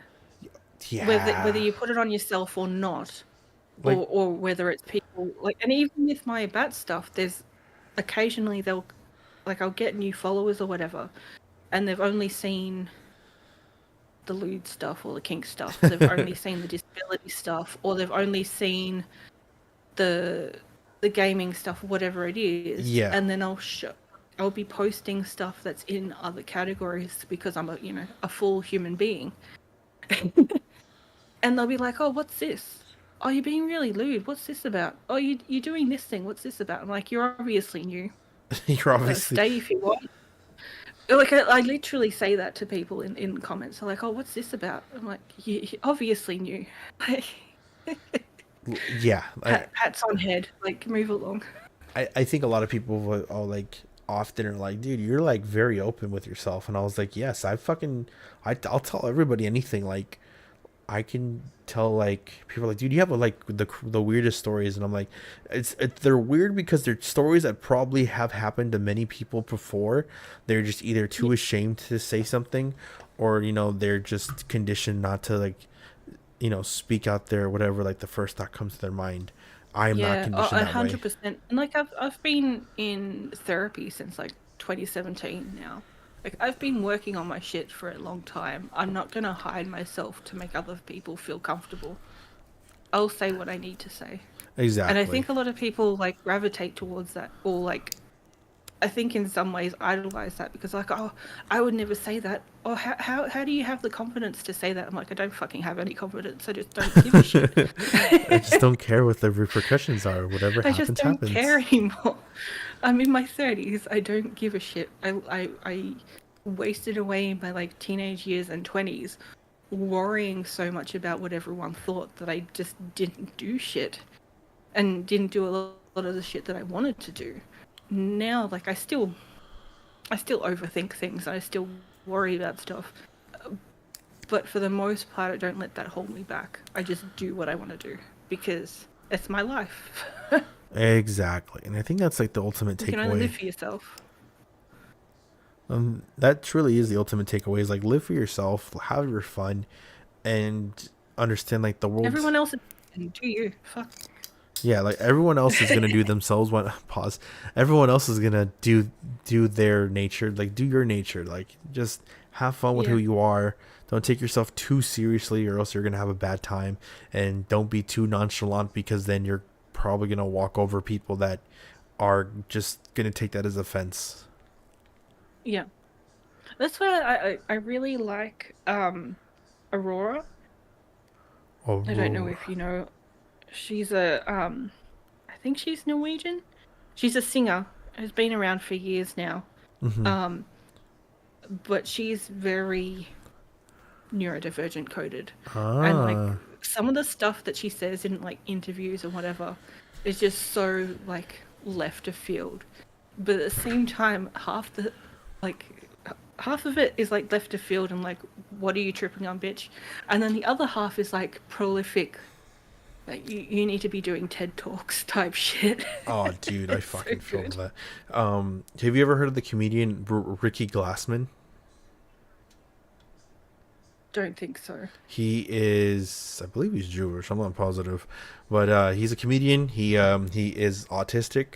He has really two good characters that he plays. There's one Netflix show where he plays an autistic man who he plays on both shows. He plays an autistic man. One, he plays his genuine self, where like, hey, yeah, I have a bad time reading signs. So is this like a relationship that you want to pursue? And like, yeah, I do like you. And he goes, okay, good. I just wanted to make sure. And then on his other show, it's like he plays a very like, I want to say like an over exaggerated version of somebody who's like who is on the spectrum disorder, where he's like going through like losing the death of a father, and he's like, nope, I don't want to talk to you guys. I'm working on this. I want to work on the Roomba. I want to fix the Roomba, and I want the Roomba to work. And then somebody would say something, goes, well, you're fat, so I don't want you to get next to me, because then you're just not going to work the way I want you to work.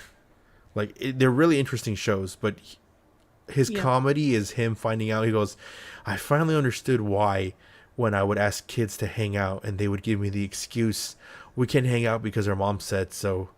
I kind of get it now. He goes, He goes, I wish I would have got it as a kid because I used to Same. call their parents and be like, hey, so and so said that you won't let him hang out with me. What if I gave you an itinerary of like what we'll be hanging out would look like, and that way it can make you feel more comfortable and you can let them come over. Worse. And they're like, he thinks back and it's like, dude, I feel so bad. He's such a rad dude. Ricky Glassman is one of my favorite comedians. He's funny as hell. There's a comedian on TikTok that I follow. I don't know if he has ASD. I think he has ADHD.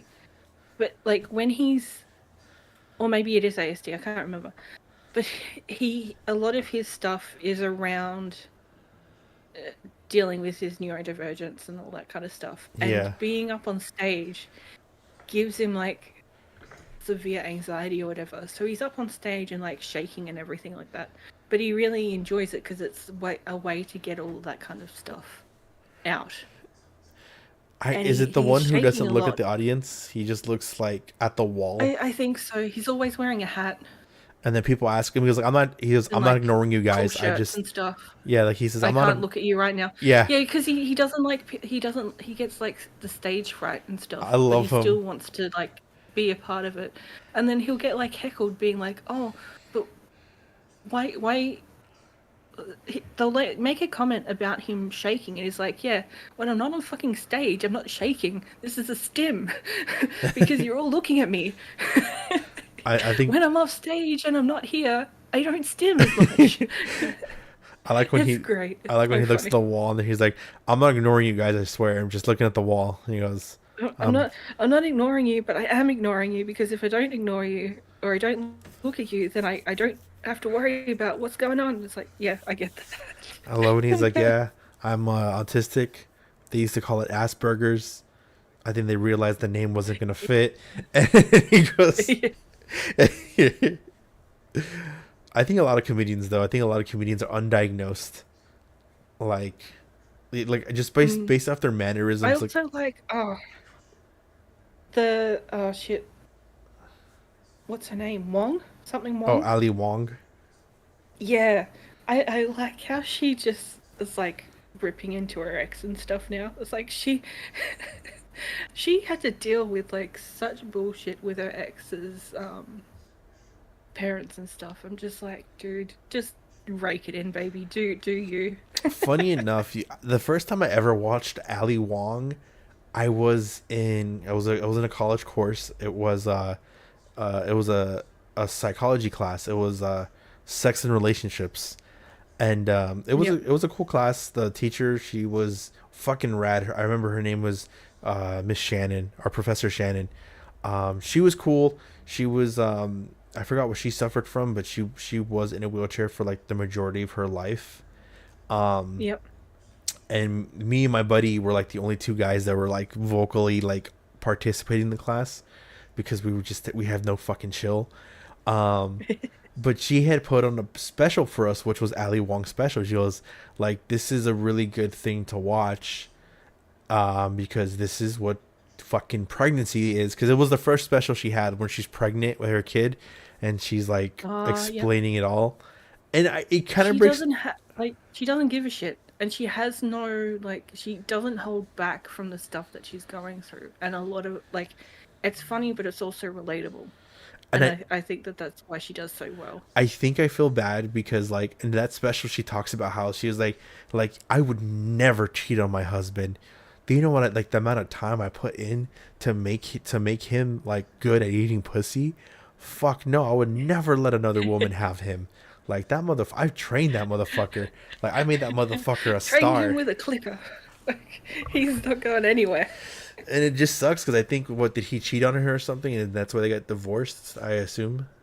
I can't remember, but it was it wasn't just that. It was that because when they first were getting together, because of his job, and she was a comedian, he was making more money than her, so that his parents wanted them to do a prenup and all that kind of stuff, and then in the end, because he was the one that stuffed up or wanted to divorce or whatever it is. Yeah. She's come out with basically everything. It's bye bitch.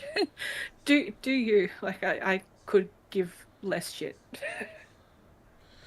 It does suck, and I think it's one of those, like, you know, especially when it's a nasty divorce and people are like, you know, they're taking sides, or like they're like, you know, when it gets nasty like that, it kind of, it does suck. Like, I think Joe Coy talks about it too, like in his early specials, he talks about how he was married and stuff, and it does make you kind of go like, damn, like, it sucks that, like, you know, these people have like all these like fun jokes about their wives where they love them, and then like years later in their new specials they're like, yeah, so my bitch of an ex-wife, right?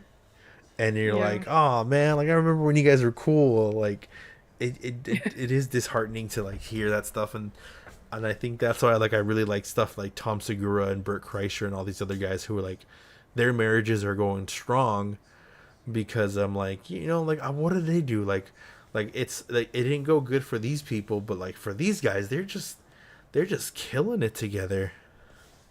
Yeah. We're almost done. The last couple minutes. Okay. I did want to. We kind of were just shooting the shit, and I think this was probably the best thing for this interview.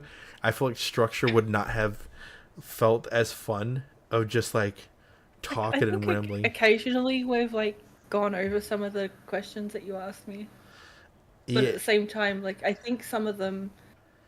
Yeah, they got naturally answered. Overlapped and were naturally answered and stuff. So yeah, it's been fine. But I did want to like, we know you're going through health stuff.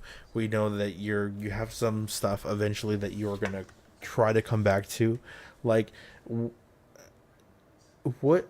I guess the best way to put this is like, you have such a dedicated fan base. I think you're very vocal in your community.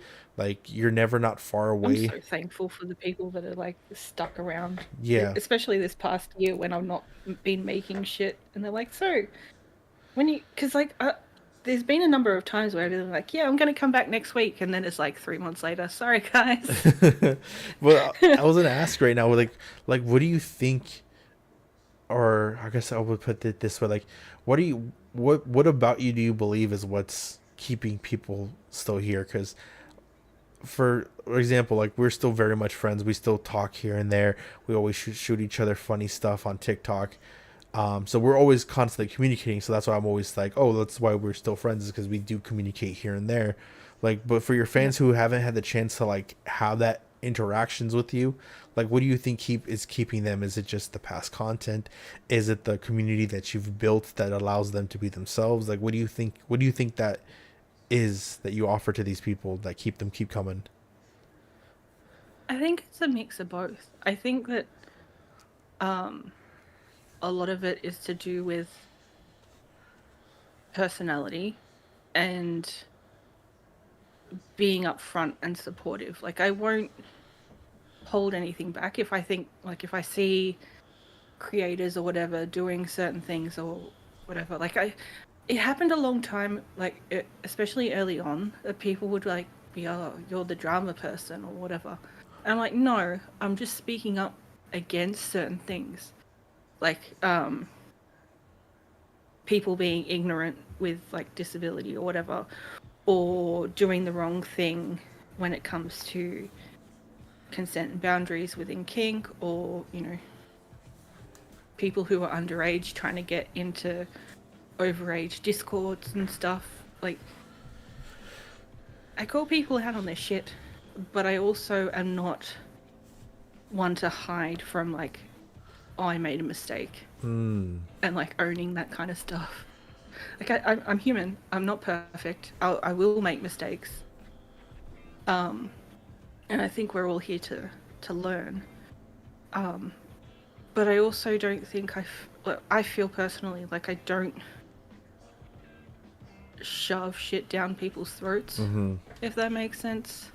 Like, yeah, I've got my own opinion, but I understand that yours is potentially going to be different for a number of reasons, whether it's to do with your gender or your sexuality or the way you were raised or your religion or whatever. Everyone comes from things from different angles. Yeah. And like, obviously there are some things that are black and white and are, you know, okay and not okay, that kind of thing. But when people are asking, like, a lot of people ask me for my opinion on things, and I feel like half the time I don't really have a... What the fuck? You don't feel a what? Something's happening on your screen. Oh, did you see something? Yeah, Discord's come up or something. Sorry, I was looking through stuff and I was like, wait. Like, I was looking through messages. I was like, what's going on? And I was like, wait, it's showing on your end, which is... I think it's like a hack. Yeah, showing up behind my thing. It's like a hack. Not a hack, but I think it's something that happens on my like, on my end, that happens. I don't know why. Oh, it's because I had the guest capture on. So that means if every time I was looking at the questions, I was like, that might have just been in the background of you. So it's all good. It was the first time that I saw it. Yeah, I wonder why it popped up. Yeah, To be honest, I don't know why people stay around. I'm glad that they do. Yeah. But I'm not gonna like blow wind up my dress or whatever. Like, it's a mix of people gravitate towards me for personality or what I have to say or, you know, past experience and pure luck. I think like there is a lot of things that you can do within the content creation space to grow and all that kind of thing. And like I admire a lot of my mutuals and stuff who have been around and been able to grow their communities so quickly, and like now they're full-time content creators and stuff. That's really cool. But I just don't have the wherewithal for that. And it would be amazing to be able to do this full time, but I don't know when that will happen because my health comes first. And so therefore, like, my output for content creation is always going to be slightly fucked up. There's not going to ever really be like a constant, consistent schedule. I think it would be lovely to have that, but I'd be lying if I think that that's something that I can always like keep to, if that makes sense. Yeah, I get that. But yeah, I'm thankful for the community that I have and that have stayed around. And I think like a lot of people really want me to get back into making YouTube videos or streaming or whatever, but I think that they're thankful for like not just fully leaving, completely. Fully disappearing. Because I'm still active on like the social media end of things and doing stuff for those areas that like I still feel like I've been a part of the VTubing community for the last year or so, even though I haven't actually been what I feel like is content creation. But it's still like social media stuff is still content creation. Yeah. It's just not video making. It's very much different. And I don't mean to make this sound like like I guess this can come out like very arrogantly, or this can come out like horribly, but like you're very much keeping yourself relevant in the scene. Like you're very vocal. Yeah. You're very I don't mean like to sound very pretentious, but like you started at the same time, like around the same time I did, and there's a lot of people that we're still kind of in contact with that are like doing really well for themselves and are like at least able to make this like a side hustle where they're making at least a decent money, not a decent amount of money, but they're able to at least accumulate a good following that I can only assume will launch them to like a really great following later. But like I like to think we're along those lines of like we have friends who are like doing like from like 10 viewers to like 100, and like they're having like this going on in their communities, and like they're like, oh yeah, I remember this person because we started together. And like I think we're both very grateful that the people that we've started with aren't on that kick of like, oh, we're big now, we don't remember the times we hung out with you. They're like, oh yeah, I remember this person, like they were so badass. I have people that are like that. Yeah. But I'm no longer talking to them. I mean obviously, but like I've had people that started after I started who were like at least on like Twitter and stuff have like 50k plus whatever, And I'm just like, yeah, it's cool, bye. Like, it goes from being in someone's DMs and being able to chat to, like, not even getting a like from a post that you respond to. And it's just like, I get that when you've got that kind of following that it's going to become difficult. But if you don't even do, like, I always try and at least respond when I can. Like, obviously, like, don't necessarily expect it like 20 minutes after you've posted or responded to something. Yeah. But like within like a couple of hours or a couple of days, I'll be able to get back to all this stuff. And people still, like, even to this day, like, so how can I talk to you? Like, can I send you a DM? I'm like, yeah. I don't care. As long as you're respectful and you're not an asshole, then it's fine. But like people, even with like, because I still don't think that I'm a very big content creator or VTuber or whatever. I've been around for a while, but like I don't think I'll ever see myself as that. But yeah, people still feel like awkward in trying to like approach me or ask questions or whatever. I'm like, I don't bite. It's fine. But yeah, it's interesting to see how people change with like how they develop and all that kind of stuff. And like, even though I'm not making any content necessarily for like Twitch or YouTube, every so often I still get people following me there. I'm like, cool, thank you. That's really cool. Of course. I'll make something eventually. Sorry. Like I said, Arigato. I think it's fine. I think as a friend, I'm just happy that one, you're healthy, you're doing well. Well, I mean, as well as you can be. I think that's like the best. You're as well as you can be. Yeah, I'm getting there. Well, in the means. It's about management. Yeah. Yeah, and that I know, like you're just recently had like a fucking horrible. I don't want to say horrible, but you just had a very like. I guess I don't know how to put it, like not really a relationship, but like just a misunderstanding or like a misconception with someone, I guess. I don't know what the correct way to say that is. Huh? Like is there drama and I don't know about it? Not drama, but like you've like, you know, you had like I don't want to say relationship issues, but like dating life has you've had a dating issue recently that just kind of like threw you for a loop a bit. Oh, yeah. I mean, we don't need to go into that. I was just bringing that up. Like that's something that's recently like been like that has. Yeah, sometimes those posts are like about recent things, or like I'll see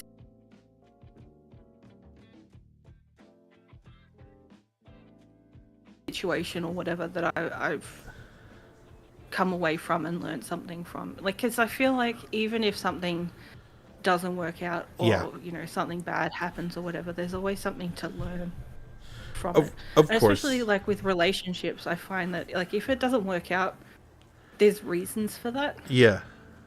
And like being able to be honest with yourself and be like, okay, well, I didn't like these things. Why didn't I like these things? These are things that I want to see more of in future relationships or less of whatever it is. So yeah, sometimes it's a recent thing and sometimes it's like I remembered this thing happened. Yeah, don't do this, guys. It's dumb. But what I was referring to with all that, it was like this has all been occurred to, that we've all had this kind of happen. And like again, like I said, as a friend, I'm just happy that you're doing better, at least as best as you can, and that hopefully soon we'll see you return back to at least I guess regular content, or like regular timed content, regular uploads or something. Yeah, yes, at least like a schedule can be released soon or something, because you're very much, I feel like even if it's once a week, like at least it's something, and then anything else is like profit bonus content. Yeah, and like I said, like like, obviously you've missed the community. I think a lot of people would love to see you come back to streaming. I think, you know, like, of course you're very active on your Discord.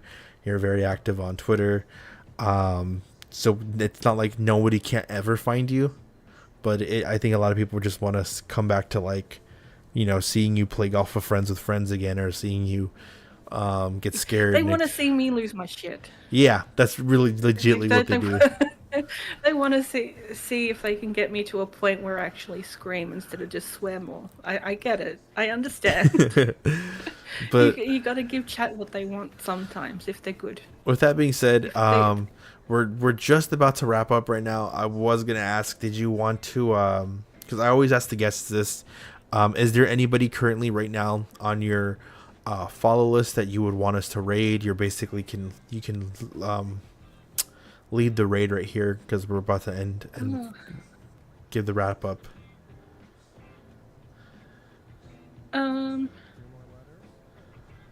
Do you follow shit, I always say the thing wrong. Sarmain VT?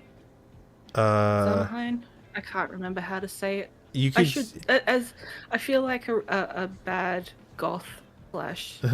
What you can do is send me the link, and I could go and you can basically lead us there.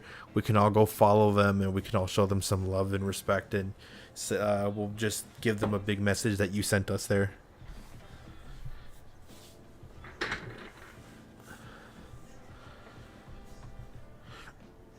Okay.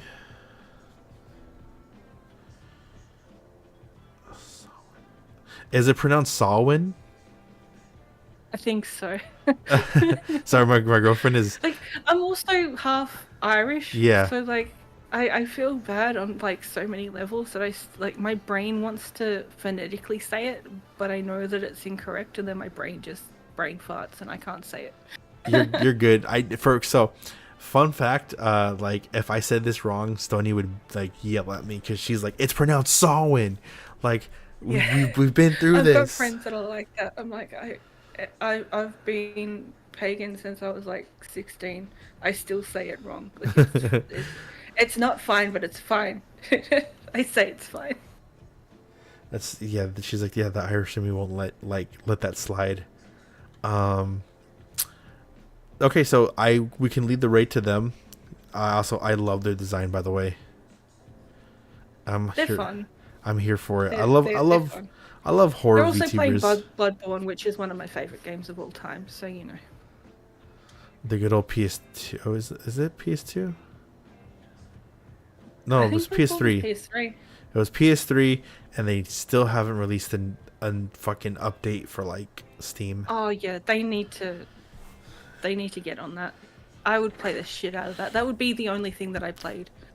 Of, like, the Elden Rolls streaming and, style and Bloodborne. No, I wouldn't. It wouldn't even be Elden Ring and stuff. It would just be Bloodborne. Bloodborne is lit. The fucking hunter is insane. Bloodborne needs to be re-released, and it needs a Bloodborne 2. That is facts. That's my contribution to all gaming. Right. We're gonna get ready for the outro. Do you have any last words to say to everybody? Bitches be bitchin'. Bitches be bitchin'. That's what we're gonna use as the raid message. I'm glad I didn't say that. Shout out to. I just want to give a big shout out to you. Thank you so much for coming on the show. Thank you for being able to join. I very much appreciate you coming out. Thanks for having me. Have a wonderful. I didn't swear too much. Yeah, you're fine. Don't worry. We can swear all the fuck we want. Who's gonna fucking get mad? Fucking Twitch. Bitches get mad, I guess. Thank you again. Have a wonderful evening, I guess. Now technically it should be like what 5 o'clock for you, 6 o'clock. Yeah, I'll go and get dinner at some point. Yeah. Have a wonderful time. Thank you so much. Bye bye. Thank you. Bye. Bye bye.